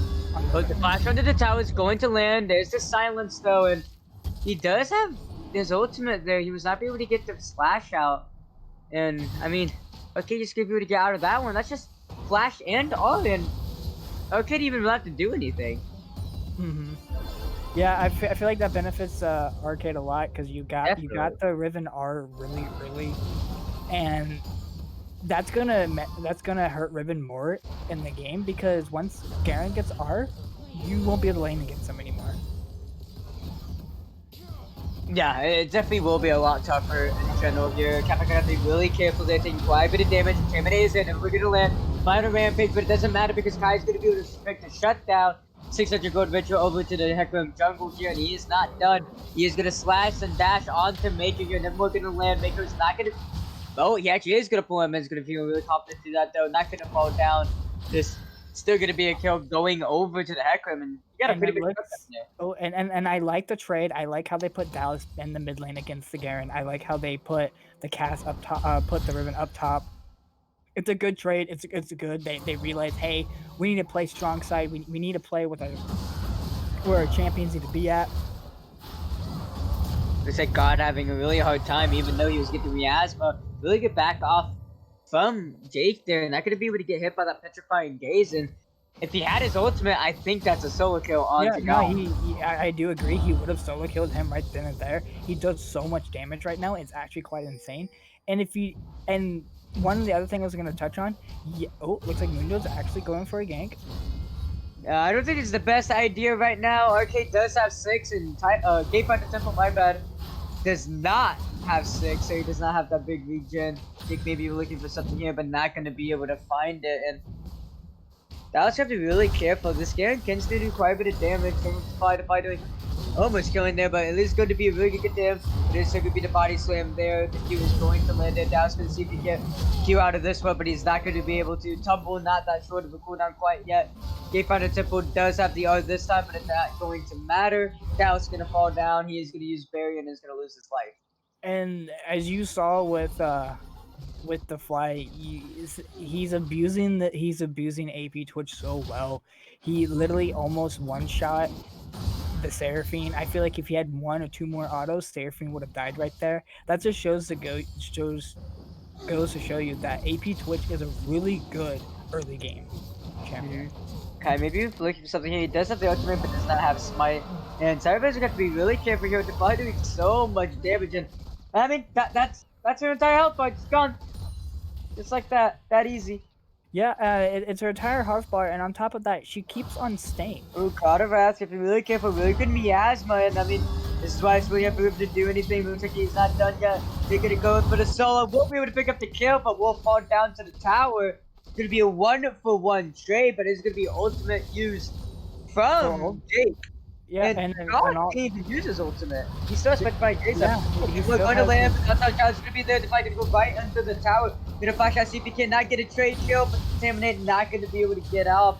This is going to fizzle out once he does end up falling down. Kappa not going to fall down there, and there's going to be a kill going over to the Hecarim, and Condemn going to land onto RK. Dallas doing quite a bit of damage. RK going to have to walk out of this one, taking a lot of damage from this Bane autos, and I feel like it's already too late to switch. It looks like they're trying to switch again. I feel like Cass and Garen are losing way too much XP. I don't know why they keep on switching the way they're switching.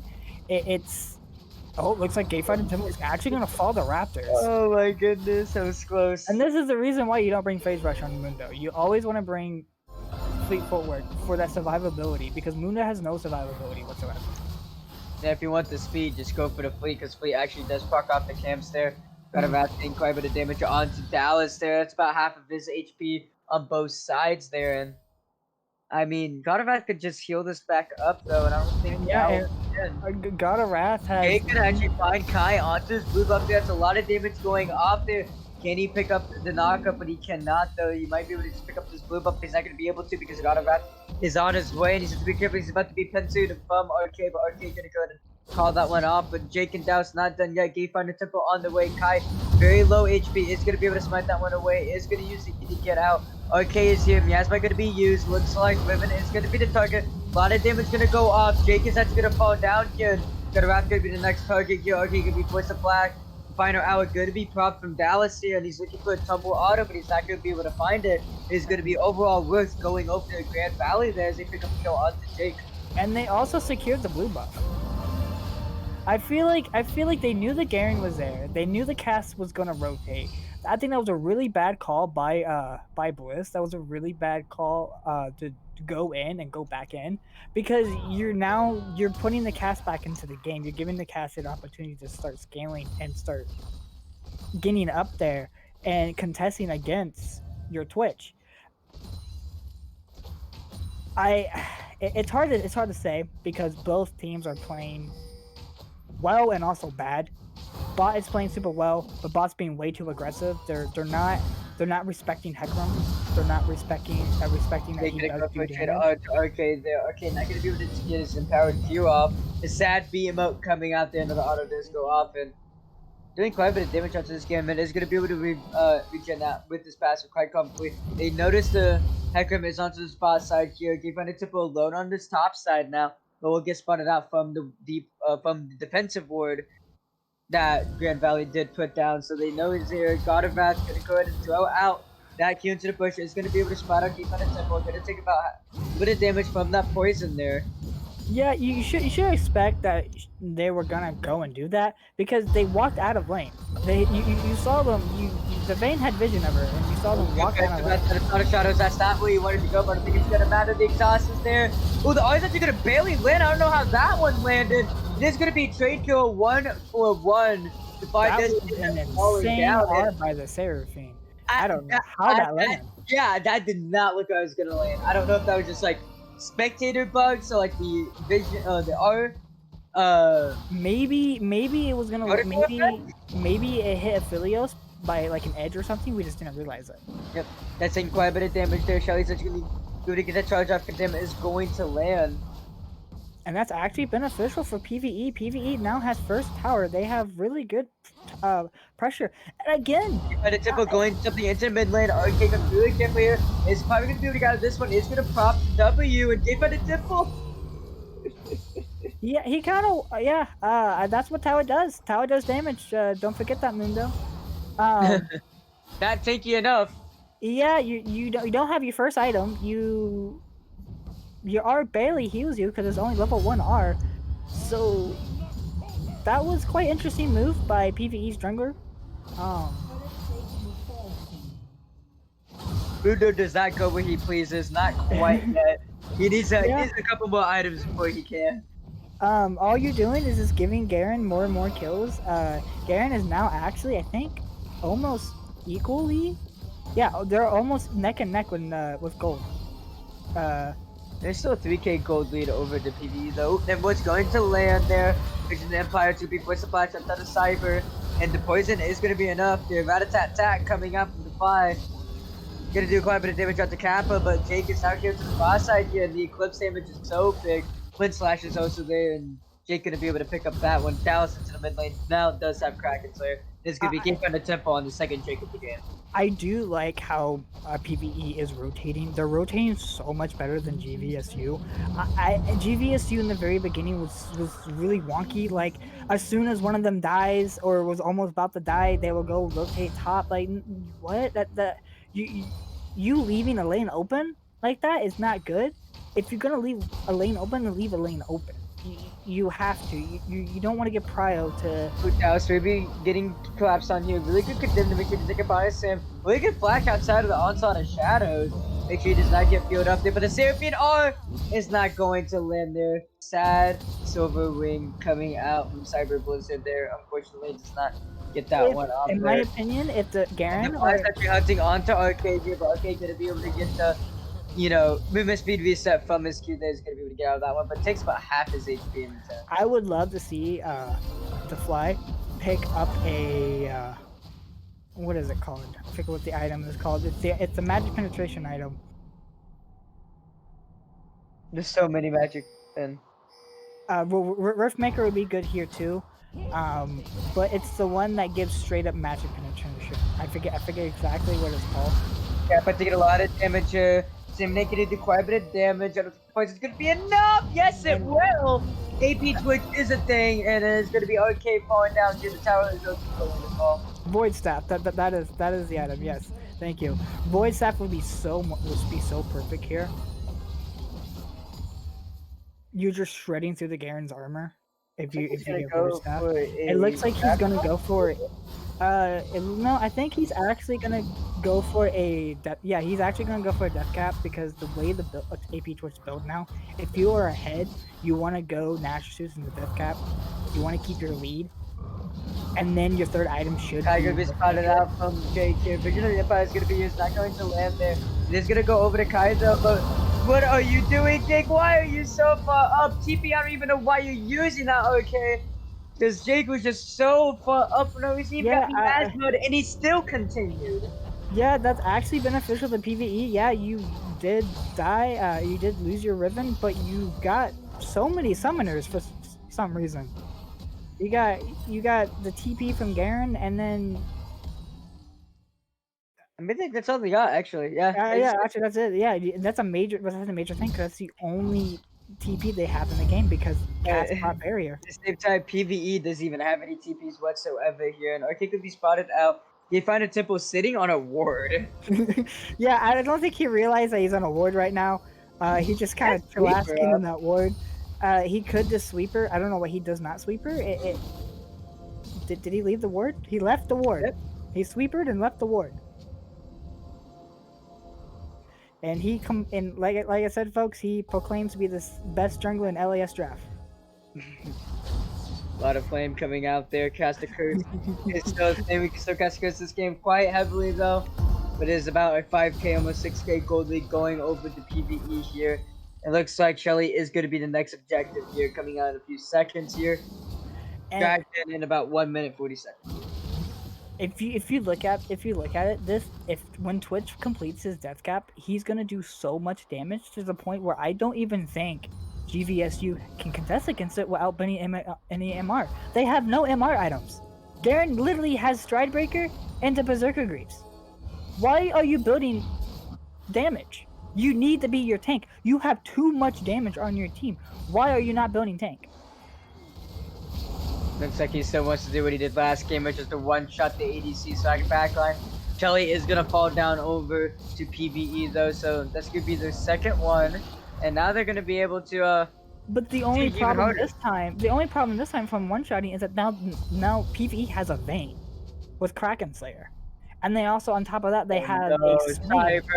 Cyber's gonna be spotted out from Defy here, doing so much damage. Can he pick up the kill? Oh, and the heal comes in. Oh, so much! And that poison is insane right now. Rabadon's still not even up, by the way. Looks like Defy's gonna go back and pick that one up real quick. Oh my goodness, that damage. Yeah, no, Swain Twitch is actually insane. It's a really good combo. In my opinion, is one of the best combos for AP Twitch. One of my other favorite for AP Twitch is Rel Twitch. Yeah, no. Both those champions are just super insane with Twitch because you want Twitch to just peg as many autos as possible so you can just press E. Mm-hmm. Vision Empire is gonna find a vision onto Heckram there.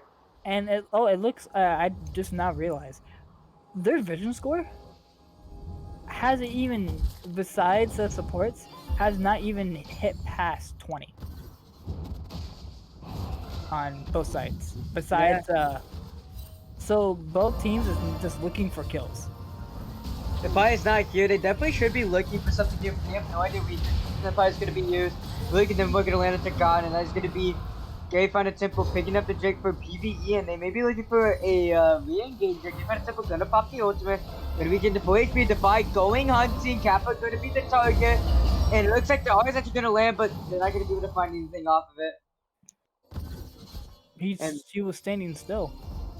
Did Seraphine eat? Yep. Oh, okay. See, I actually, if she did not eat, he would have died right there. There's a strong possibility. They find a temple, almost steals it with the cleaver, but it's not gonna be quite enough. He's gonna have to walk towards Tri-Bush. Dallas, if you really careful, it's 5 members into the bot lane. Dallas, why aren't you walking? You see the vision on them. You gotta run away. Condemn is going to land, but so is the body slam. The onslaught crowd could be not gonna be feared. Keep on the temple, just left.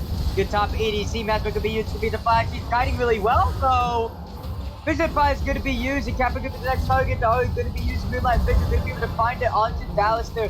Jet down going to go over to Fake Kappa and see if we're going to be able to pick up that because the fire is now on. Here comes It's going to be able to find onto Fake Kappa there. Is going to be able to get a single tick contaminate. More than enough when he has the Rabadons, and it looks like Kappa is the next target number 4 going to land. And is going to be able to pick up the kill. Maker going to be able to pick up that one. And I mean, it looked good for Grand Valley, but really good follow-up in PvE. Yeah, it's just because the switch is so far. Jake got to flash over the wall. Flash is gonna be traded over from RK, and Riven's just gonna, go on a little chase here. And looks like RK is not done quite yet. He does the ultimate. He's looking to not pick up the kill, but he's not gonna be able to find the distance to clear there. And there's gonna be a flash for flash trade. But I mean, overall, Jake got the blue buff, so I guess we're. Yeah, no, it benefits PvE in the long run because like you said, he got the blue buff. He got it. But I was saying, they need to do something about this Twitch. Twitch is just getting way too far ahead. They're not focusing the Twitch in team fights. They're going straight after Riven, and that's not the target you want to go after. The 3-3 Riven over the 8-3 Twitch. And they're also trying to go after the Vayne too. When Vayne's only 1-2-1. Vayne does have her powers back though. Kraken Slayer and Glimpses is super strong on her.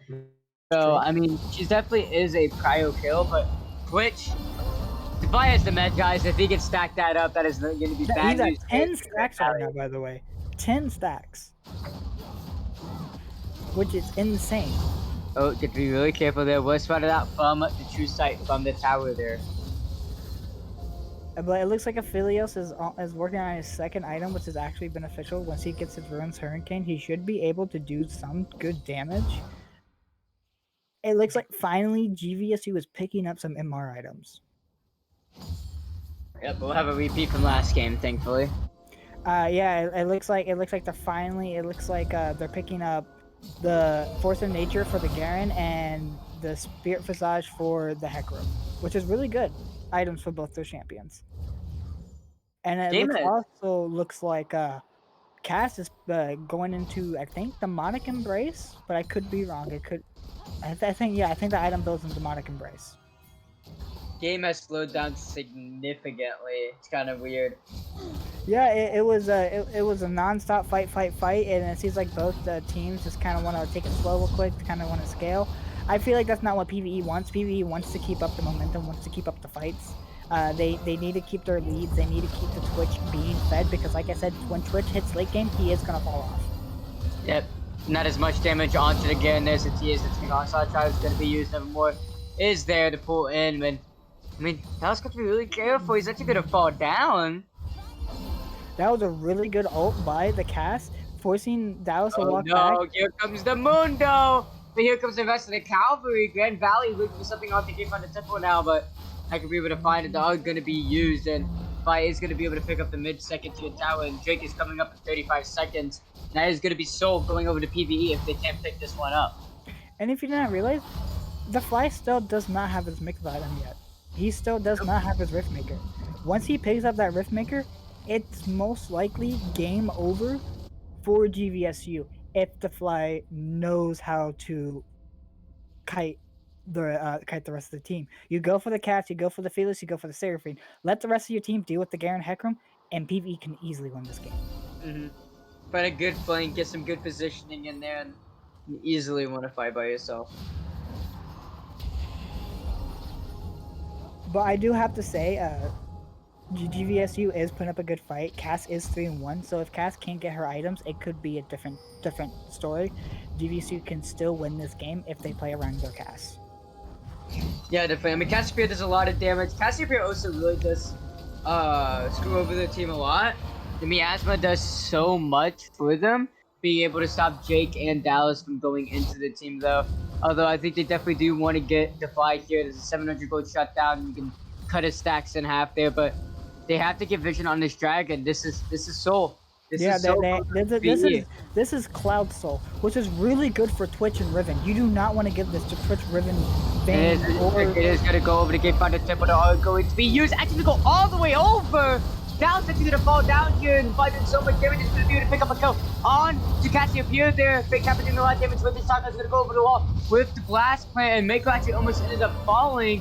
Okay, Yang Sky still up alive. Blitz could be the next target. Flash coming up. Jake is going to be able to find that one, and Blitz could be the next target. Okay, still a lot of HP to fight, about half. Mako about to die. Game fight a temple with no ultimate. He has to be really careful. He will take a lot of damage, and he will not be able to regen it back up to buy about 1/3 HP gone. Looks like they're associating this one. Vision Defy going to go on, and okay, going to be able to pick up a kill onto Mako there, and there's going to be a trade kill over, but it's going to be a 150 shutdown going over to okay. Defy going to go invisible once again. See if he cannot find something on to Kai there, but Game Fighter Tip going to go under tower. Is going to be able to get hit by it, but will not fall down. It's going to be forced to flash there, but overall, a really good fight for both teams in general. Yeah, both teams did really good fights right there. I feel like it benefits GVSU a little bit more. It did. Yes, PvE did get sold, so it does benefit PvE for getting sold. That's really good for PvE. But yes, you didn't get the Drake, but you got the small trades. You got Dallas, you got Riven. You win the next dragon fight, and you get Elder Dragon. It's really big for you. And Cyberpunk's got to be really careful. It's going to be coming out here. Dallas going to be the target here, and it is going to be okay. Getting slowed down for Vision Empire. Containment is going to be used. The E is there. Okay, you are way too far up. The Containment is there. The flash coming up from Dallas. I don't even think that was needed. Probably going to go right back invisible. See if he cannot find something, but he's going to get hit by the Miasma. Will be spotted out by this wood here. Got about that close enough. And Oh, looks like a pause is coming out. Looks like Dallas is actually lagging. Actual Dallas diff. uh, this game is actually very close. Yes, PvE does have an 8K gold lead, and they do have Soul, but GVSU is scaling. They're getting up there. They're almost to their win con. All they really need to do is just build armor, build magic resist, and just play around the cast until Aphelios can get into the late game Aphelios like he can. And to the point where the fly is not going to be able to do any damage. Because he's hitting that late game spike where he's actually not doing damage to Garen, if you saw. Yeah. He was just tickling Garen. Yeah, definitely not doing as much damage this time around just due to the fact that Garen have the force of nature and a no magic mantle here. And I mean, they really need to kill Defy though. He has 900 gold shutdown. He has 22 stacks out of 25 on the Medjets here. He's about to finish reading the book here. It's almost shut closed.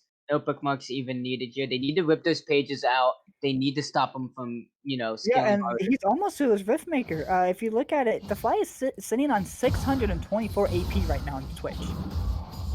Something you never thought you would see before season 11. His E is at max stack is doing 1,236. Yeah, that's a lot of damage. It's a lot of damage, but the thing is, the fly, when you go AP Twitch, you're betting on your E to do all your damage. So all they need to do is have the fly press his E early, or just give him the opportunity we just not press his E. Alright, here comes the fire onto Pit Kappa. He's gonna be forced to flash and heal. Didn't think the heal was needed. The flash, I think, was good enough there. But, I mean, better safe than sorry. Will not fall down to the fire, but that's both subs. Looks like PvE's gonna start the Baron. Great. And they're deleting this, like, quickly. I feel like GVSU has an opportunity to stop them. No, they don't. They don't. They're just... PvE gonna be wearing purple here, and they may be looking to close out the game. Yeah, I can see them closing the game here. All they need to do is just... Oh, it looks like Riven. Be careful. Aphelios is on his way, tucking to below half HP from God of Wrath, and Jake gonna be able to throw the sad beam out and be able to get outside of that one. He's just gonna win this push. Yeah, this is actually really beneficial to PvE. You're pulling so much pressure from two players from the GVSU when you're playing Lethality Riven. So, and the thing about Lethality Riven is that you're not playing for the tankiest bruiser sustained Riven like you really see. She's damaged Riven, so he's gonna die quickly. But the problem is they can't kill her quick enough. No, they definitely won't be able to kill her quick enough. It looks like PvE, Dallas, bear for the next minute and 55. See, Dallas has now finished his Phantom Dancer, which is really good, and the Fly has now finished his Riftmaker. And that his Riftmaker is giving him 6 Omnivamp and 24 extra ability power. So the Fly is actually sitting on 739 AP. Quite a bit of AP for the switch. He's definitely going to be shredding with that Contaminate. You just have to stack it up, and he can easily delete any of the backline here. Cyber Blizzard, Kappa, and I mean, even God of Wrath in the Cassiopeia, and looks like he's going to go right onto Blizzard. Oh my god. And right there, and that shows. And then he has done it, folks. He has officially closed the book. He closed the book. He finished reading all the chapters here, but he may get some pages ripped out nonetheless from Kai here, but it looks like it's not going to be quite enough. And God of Wrath going to be the next target here. Kappa going to be the only one left alive here. And there's going to be Arcade going out to the fight. Yes! Arcade ripped some of those pages out there. Yes, 10 more chapters to read. With a flashlight coming out from Jake, and Arcade going to be the next target. Can't find a temple on the moon there. He has those items now. He truly goes where he pleases now. It's going to be under the tower, but it does not matter. There's going to be an ace going over to game. The final kill. This actually might be game. The only one who is up is actually Seraphine, and Hecarim is not that far behind, but I don't think they can fight them. I think, they just do way too much damage. Got dove onto the I dove under the fountain there, and it looks like it's gonna be GG. PvE take the best of 3 series, 2-0 sweeping. I mean, what an unorthodox draft. And I mean, I guess we don't get to continue. Yeah, it looks like the Riot things. PvE just blew up the One too entire hard. game. Yep, they won too hard. I do not have. It shows me I need to reconnect. Let's see what happens. Let's see what happens if I reconnect. But thoughts on that game? I mean, That was just insane.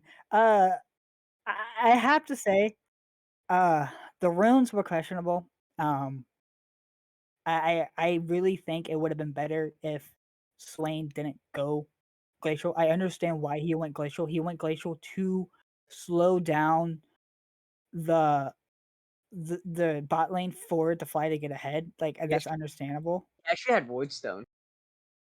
Did he have So, like, Warstone too? yeah, he was like just straight up. Oh here, I can grab the stats for you.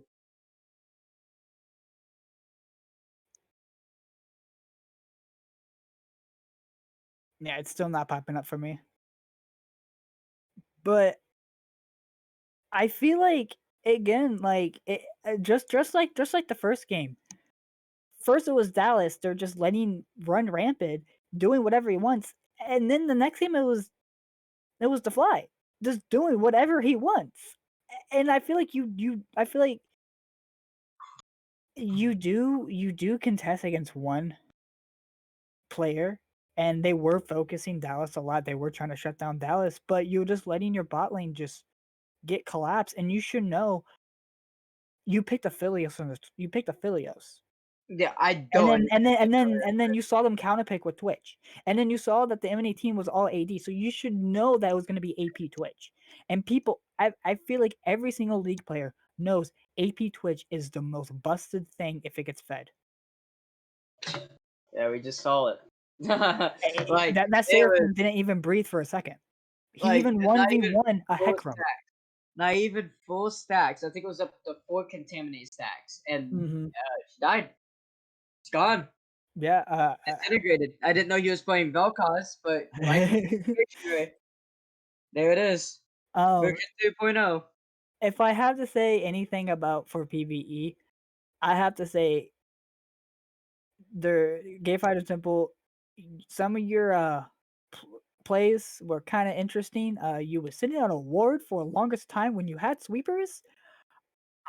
I'm a little frustrated that GVSU did not take advantage of that, did not collapse, did not do anything about that, because you were kind of just a sitting duck almost on some of the plays. But other than that, you guys all played well.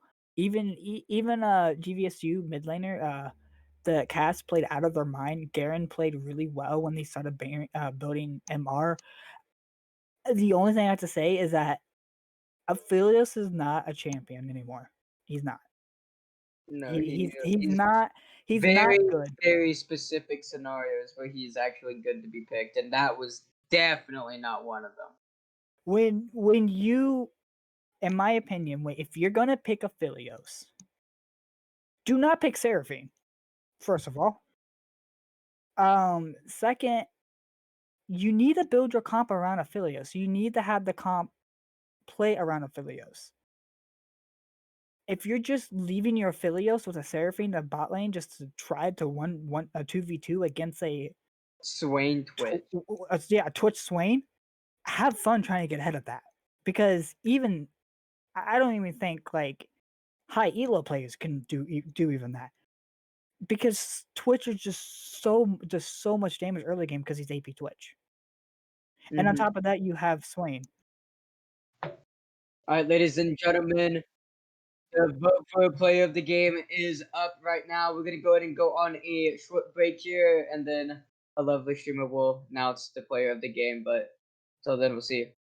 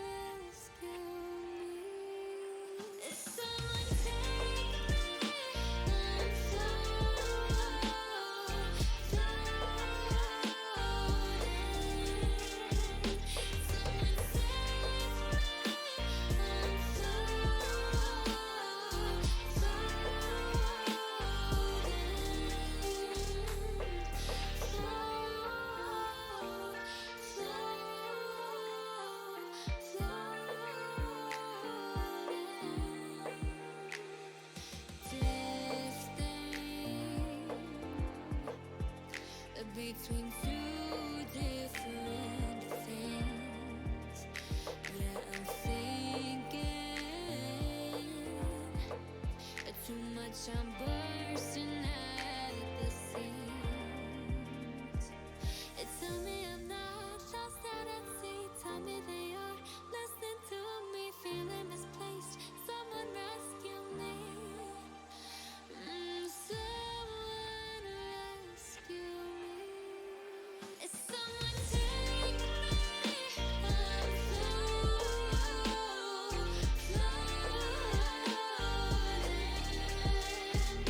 Someone save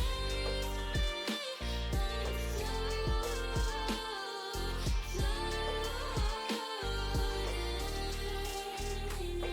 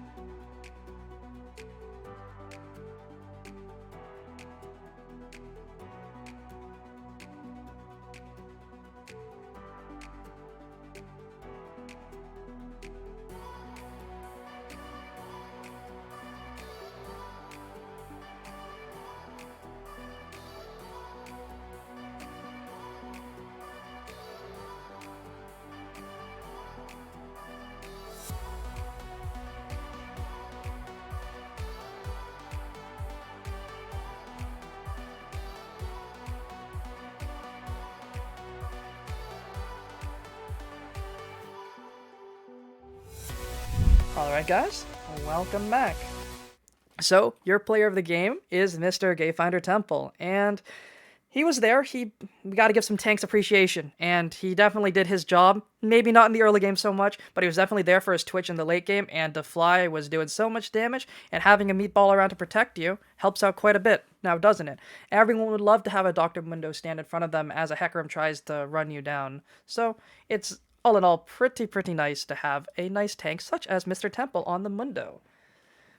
And any final thoughts about this game? I do think it was relative, like it did show there was a little bit of a difference in drafts, especially from game 1 to game 2. I think PvE were looking to style more in this game. I mean, I said I was hoping they were gonna prove me wrong, and I mean they did. Yeah, they proved us wrong multiple times. I was just I just can't fathom that you lock in Aphelios. Everyone knows Aphelios is really bad in the early game. Like everyone knows that. Mm-hmm. And then you see the enemy team lock in Twitch, and you're like, okay, so it could go be AD, it could go AP, and then you see him lock in Swain with I think it was it Riven or was it Moon? No, it was pick- Mundo first pick. Pick order Yeah, was okay. Swain, and then So Mundo so you Twitch. saw them pick Swain, Mundo, Twitch. So you answer with Seraphine, Hecarim, Aphelios, Hmm. which is fine. It's not a big of a deal. But my question is that you should have put, in my opinion, you should put the Seraphine mid and have a tankier support because then you saw PvE Gold lock in Riven Vayne. Hmm. Well, there is a reason And why the greatest Twitch player, Rat IRL, permabans Leona, because that champion is super good into Twitch. yeah, no, Yeah, but it is. Leona was open now. It was open. Rel was open. A lot of engage Like supports were open. so many engagement sports were open, and that's what shuts down AP Twitch so bad is engaged supports because once you get on Twitch, he just cannot move. I just played a game where actually I was playing against Sheep and he played Jarvan and he just went on to me and I die instantly because Twitch has no gap closers besides his Q, but his he can't. But the thing is, if you can't get your Q activated in time, you're just gonna run you down, and that's the whole point. So I feel like putting the Seraphine with Aphelios was a bad idea, and then the fact that that they did not play around the Aphelios, they started playing around topside when it was Cass and Garen because they kept on switching. So I don't really know which matchup they really wanted to do. Mhm. Um, it seemed like GVSU was not in the mindset of playing today. It seemed like they just came in, picked just picks, just tried their best, and they just call it a day, which is fine and dandy. I understand you can do that, but this is a competitive 5v5, and I like to see comps that are related to 5v5 team fights. Well, Like, not every comp has to be based on 5v5. Some can be well, based on no, skirmishes. as you Yeah. saw PVE, they put, but the thing Mm. is, their comp, but late in the game, they could 5v5, Yes. and because they snowballed so well, even if a GVSU hit late game, they still could not 5v5, in my Definitely opinion. not. The Twitch was way too strong. Even if they Twitch hit was 6 items, Twitch is still going to eliminate Aphelios and Cass from Twitch 1,000 was way units too away. strong. Riven was getting close to one shotting people. I don't know if you saw the damage she was Yeah. putting out. It It was was pretty insane. insane. And then on top of that, you have Vayne. Vayne, and we all know Vayne is just gross late game. Hmm. Like you do not want to mess with that champion late game. And Dallas was just getting item after item. And then on top of that, you have a Swain Mundo for your front lines. I think one issue that we did see was that the micro play, especially in the counter matchups, was not played nearly as well as we would have hoped. And I think Mhm. that did allow the Riven to get a pretty massive CS lead. But also, what did end up happening is they kept switching lanes trying to get that uh, favored matchup. Yeah, them switching lane sacrificed so much XP, so much gold for both laners that yes, late in the game they did get back. They tried to get back in the game and they did well doing that. But in all, you do not want to do that because you're losing too much and you're giving too much at the same time. Hmm. So It's just like game one with the with the Mordekaiser. No definitely. one was contesting against Mordekaiser. Mordekaiser was just running rampant, just taking towers, getting free CS to the point where when they try to contest against him, he could just 1v9. So one thing I did notice about the Garen, the way he is supposed to, especially do trades into champions like the Riven, like the Mordekaiser, is what he does is walk up Q, use a spin, W, and walk away, so they can't trade back, and he wins even if they do manage to get a little bit because he has his incredible health regen passive. But I think he tried to take extended trades thinking he would win, but especially in the early game, he walked up very far towards a Riven and a Mordekaiser both games, game one and game two. And I think he has to realize that in order to play the Garen, it's not as easy as it looks. Yes, you can spin, but you have to realize what trades you win in, what trades you don't. And I think that was a big issue, and that's why he was behind CS in both One of the games. biggest issues that he did is that he bought Berserker Greaves. I understand why people buy Berserker Greaves to have the attack speed for Garen's E, but you needed that you need the ninja tabby or the boots the steel cap boots. I forget what they're called. Yeah, the steel Hmm. cap boots. If you want to lane against a Riven, because if you buy those, Riven does no damage. especially since she was building lethality, and a lot of her damage is auto reliant. Although her Q does do massive damage, it's the auto weaving that does most of it. Mhm. If she's not able to It's auto her weave, ability, yeah, it's her ability to auto weave, and all you need to do on Garen is press W, and then she does no damage, and then you can just press Q, silence her, and you can E her, and then you can spin just and then R, run away. Like if you or don't you can have just ult, run away. here's Yeah, the Garen pathfinding game. If you have Q, you walk up, press Q. You have W, you press that, and you E, press that.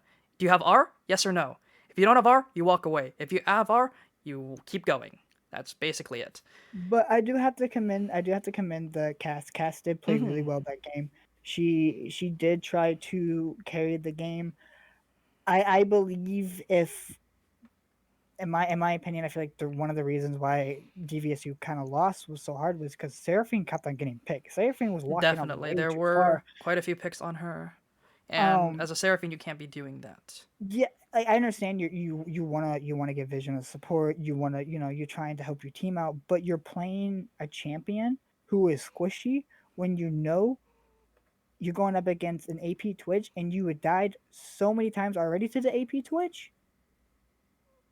You should know, hey, he's just gonna one shot me. Maybe I need to play a little bit more careful. Maybe I should, rotate when my Garen rotates and follow Garen cast. hmm Exactly. They need to work as a team, especially when trying to gain vision control. It's especially if you are behind, you cannot walk up on your own, no matter who you are. Even if you are a tank, you are still going to get caught and you are going to get picked. So working with your team, walking as either a duo or a trio to get vision, sure, it is inefficient because you are losing time on the map with the other players, but it gives you that vision control where you maybe can set up a death rush, maybe set up some picks, or maybe catch some side waves. Without that vision, you can't play the game, and that's what ended up happening.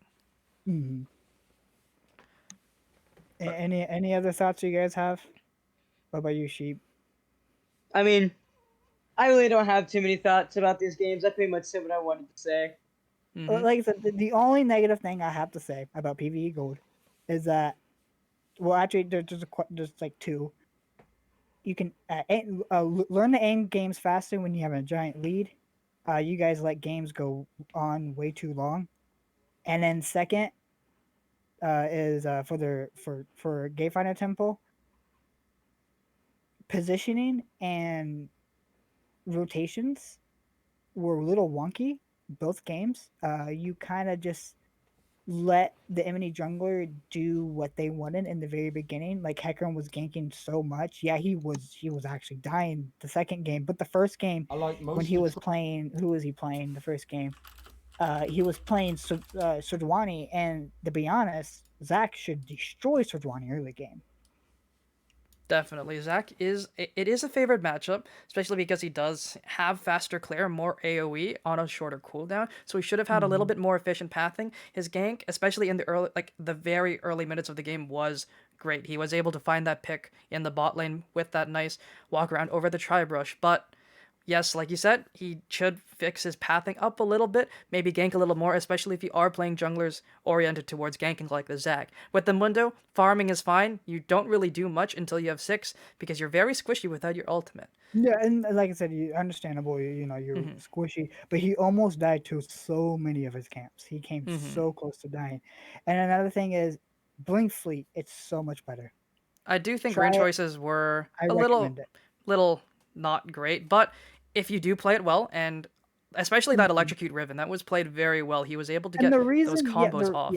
the reason why you bring Electrocute Riven is because you're going lethality Riven, and hmm that's what exactly he did. Because you proc two autos with your Q, because technically your Q counts as two autos that procs Eclipse Blade, and then you can just auto, you can W, you can either Q again, and that procs your Electrocute, and they're most likely dead. hmm So the lethality Riven pick was definitely good, especially if he ended up laning into the Cassio, which they were expecting. Into a lane like the Cassio, the Bruiser Riven doesn't really fare very well because her damage output is not nearly as high, or it is higher over time but lower in this burst window. And Mhm. into a Cassio, you need to, if you can't get over her ground, you can't kill her no matter what. So he And was looking to just play around that window and just yeah, burst her within that them time. switching and them giving putting Garen mid and Cass top in the beginning was a really bad idea in my opinion. I feel like Cass should be with the Riven. Yes, you're sacrificing your Garen against go up against the Vayne as much, but to be honest, when you buy your steel cap boots against Vayne in the early game, Vayne doesn't do any damage to Garen anymore, so you can just run her down, and that's the whole point.